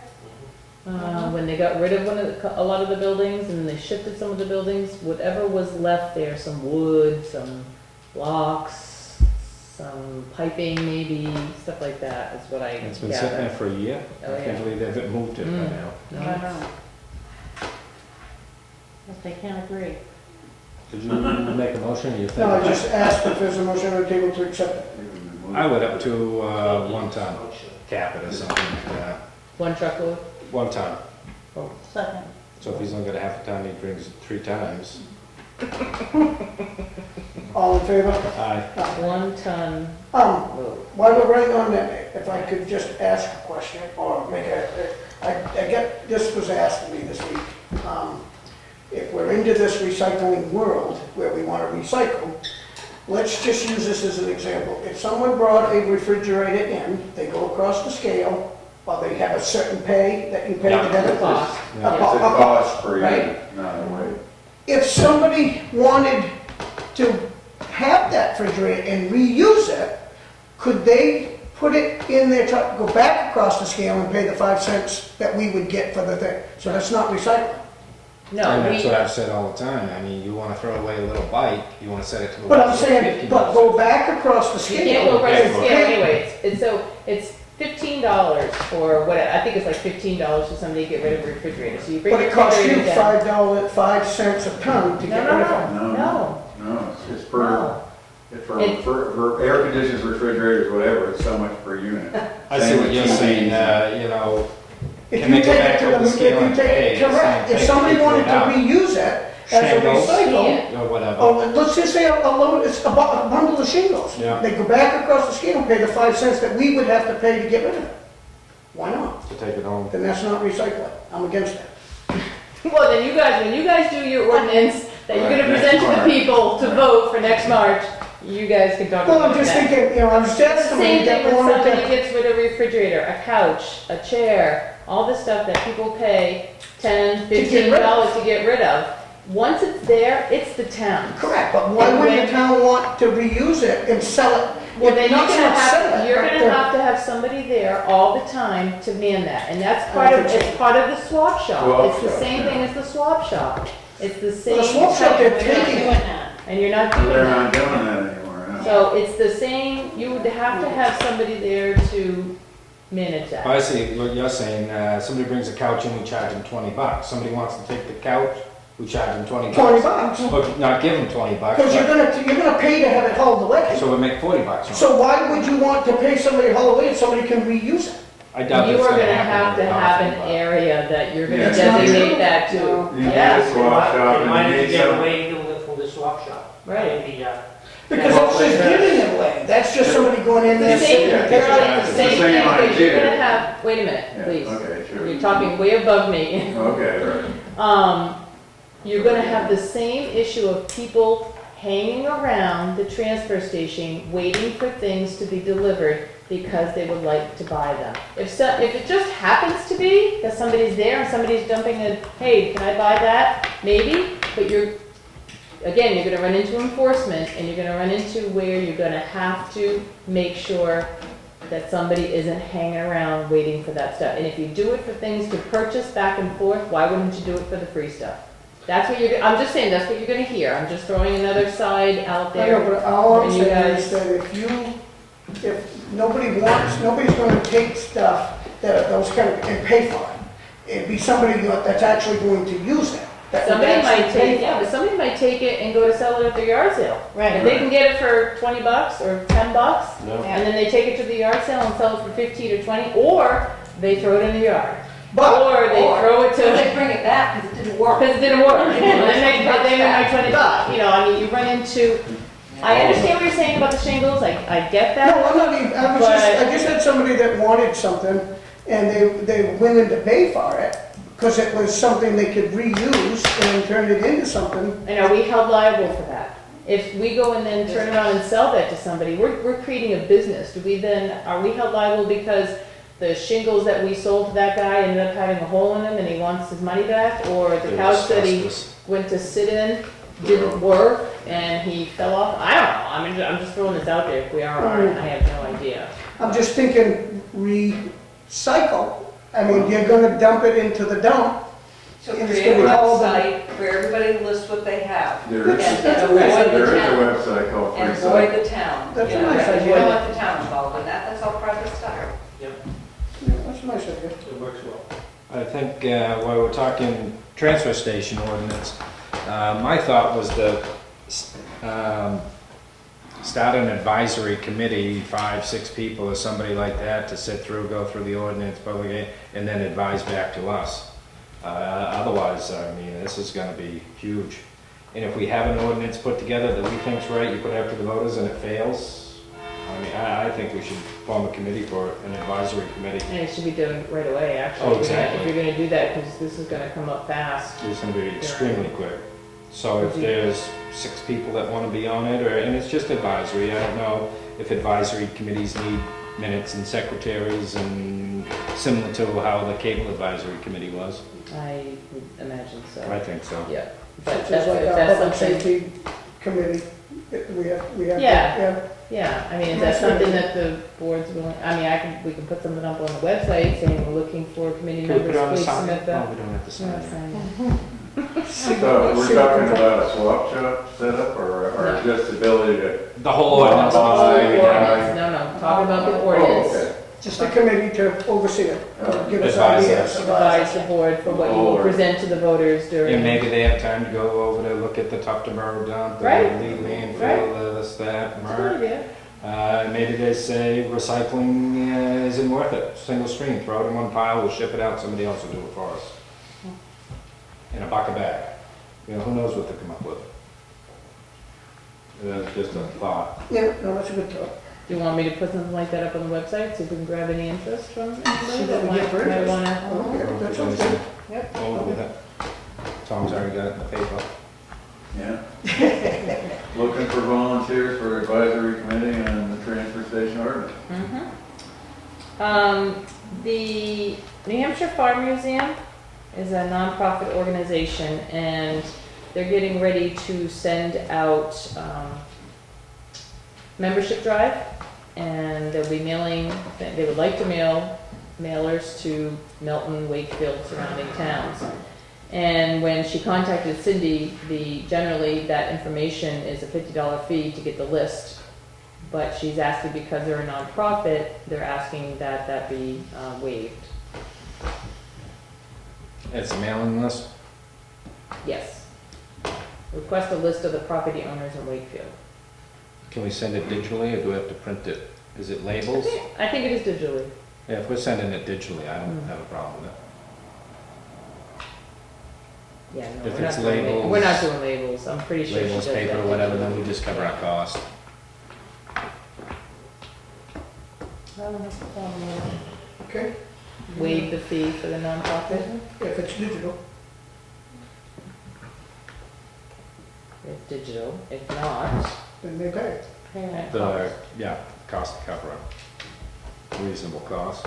well, I think that $50 fee cost was set, through a schedule that she had brought before the board probably Yeah. a few years ago. Yeah, quite a few. Yeah. But that was a lot of people that come in and get mailings for Right. advertisement and run a Right. business.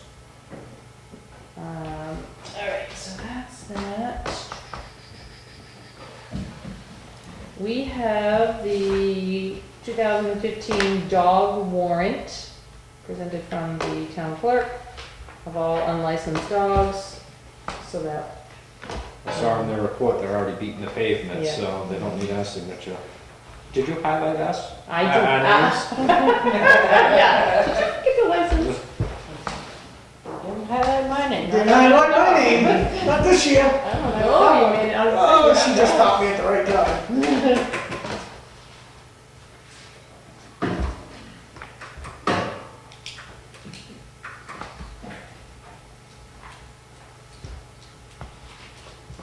You guys good with? Yep. Okay. So, How many unlicensed dogs are there? 5 pages. Five. I didn't count really, but there's Lots. quite a few.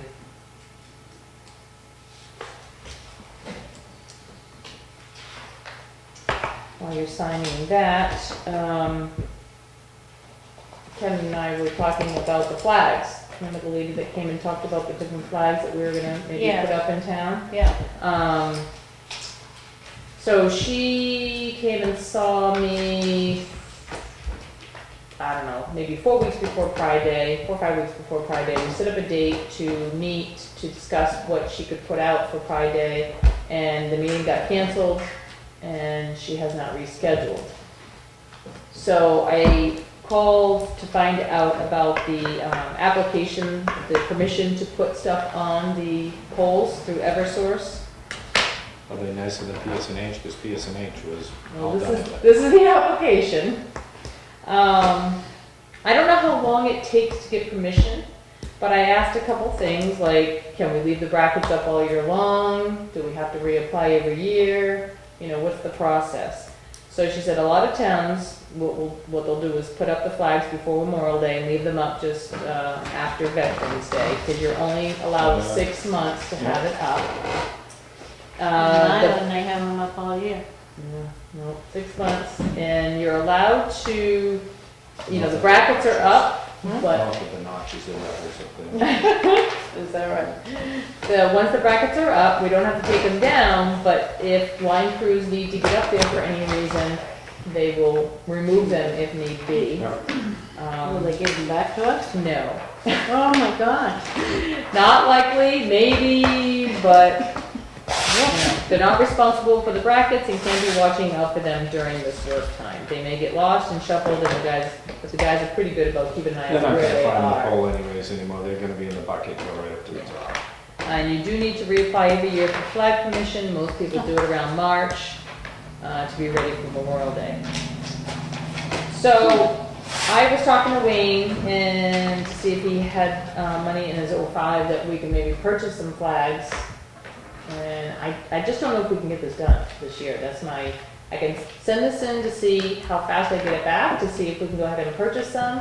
And we might not even have them 4th of July. And then do we want to put them up for the rest of the summer? I'll put them up next week and wait for them to send us a letter. First one. Well, Milan. Do things for the Milan has Torpedoes, 4 flags ahead. So, and then nothing, I mean, I don't know if we were looking, I drove through Barrington yesterday and they still have the flags that come down like we used to have, and they looked really nice. Yeah, We were talking about to kind of do this on the pole. yeah. You know, The that was Those the banners that flags just were say. really a problem, because they'd get wrapped around the pole, they'd get torn. They were really hard, you asked the chamber, it was really hard for them to keep those looking nice. So the And you banners, have we to have to be decide careful what you with want on the banner. Do you want it to say, welcome to the town of Wakefield? What are you looking for in it? So, Or even if a business can Sponsor. pay for, you know, a week, so I guess my thing is, do I wait until she comes to me and starts doing this project again? Or we wanna wait and talk about during budget season and see if I can get some What was prices to Wayne's see. answer to, does he have money? He said in the 05, he could, $200-300? I don't think so, I think they're gonna be a little more than that. Those What about flags Oh, the banner ones. the banner ones are gonna, I saw one Big community, they had veterans that were killed in action. It was in memory of and stuff like that, with different histories going back hundreds of years. wow. Yeah, I think it's more, I think if we're gonna put something up that we're gonna keep putting Take up, down and we should maintain. really take some time and decide what it is that you wanna have. And then I was also thinking that you should do this for East Wakefield, you should do this for Union and Samblinville. So definitely. there's quite a few poles. If you're doing it right through the center of each, and do you want it on every pole, do you want it on every other pole? Well, that's why I say if a business wanted to pay for one. But how do you acknowledge that business on that? I don't think I've you seen can. them with, yeah, I've seen them with, that say the business name right on it. Oh, really? Yep, and is it down to Dover or is it Rochester? Or is it Portsmouth? And what do we do as a town? Do we go around and write letters and solicit businesses? What I mean, about those we don't girls really that have would time. wanted to do that? I mean, are they? Yeah. let So them- do we yeah, let them let them see do what it. they're gonna do? And if Right. I don't hear anything Because from I- anybody, we talk about this again during budget time and. Yeah. I know, nursery school wanted to do one. Yeah, so we really need to find out the price of the flag, what type of flag, so So maybe I can guess kind of work on that if I can get some books and find out some information Yeah. on those Yeah. and bring that to the board. Okay. We need a flag And find that. subcommittee. And see if that lady And the will. spillover from the transfer. That's what I was thinking. Yeah. They got two tasks. Schedule. And my last thing is, I'm wondering if the board would be in favor of putting the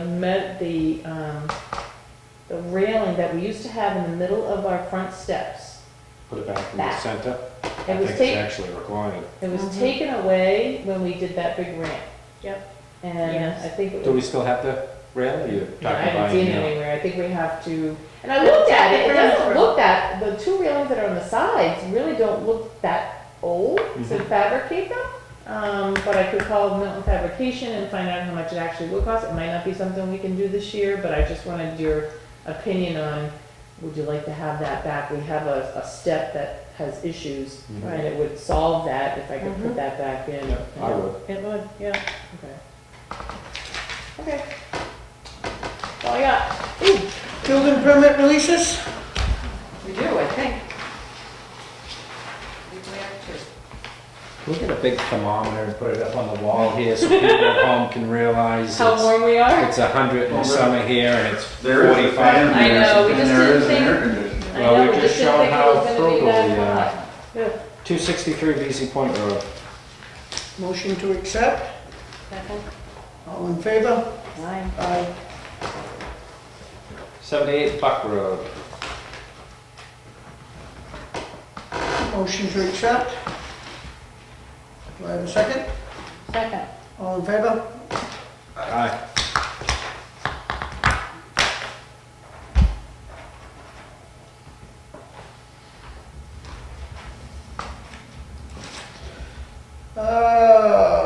Payment manifest. I have a treasurer's warrant article for $3,570.68. I believe that's a void, having to do with, correct? I'm sorry. It's voided Yes. checks, How much was it? $3,570.68. Do I have a motion to accept? Were they just issued wrong Oh, or? no. Those are checks Cash. from 2005 to 2012 that we've been carrying on our books, that we have to do that for 5 years, that people did not cash. So by law, we need to send them a letter. We Track sent them down. letters to try to track them down, and the ones that responded are being reissued checks, and the ones that didn't respond, they get acceded to the state. So it'll go to the state, and if you've ever seen in the newspaper where it shows Millions people's of names, dollars. because they have money out there, and it'll state them in that paper, and that's how we handle that. So that's why there's So boards. do I have a motion to move forward on that? So moved. Second? Second? So those people, if their name is in the paper, can they come here and say, No, No, we no, send the state. money to the state. okay, So that's The why state there's a will check, handle it. right, so you'll see where there's a negative and then a positive, so we're sending the money to the state to, but they can go to the state and absolutely. get their money. Yeah, I don't know how fast that happens, Mhm. but All in favor? Aye. Can we issue fees for reimbursing checks? Is that allowed? Is there a policy we need for that? Or, I don't because we believe. run into that all the time. I have a treasurer's payroll warrant for $65,610.25. Do I have a motion to accept that? So moved. In a second? I'll second it. All in favor? Aye. I have a treasurer's warrant, must be a school bill, of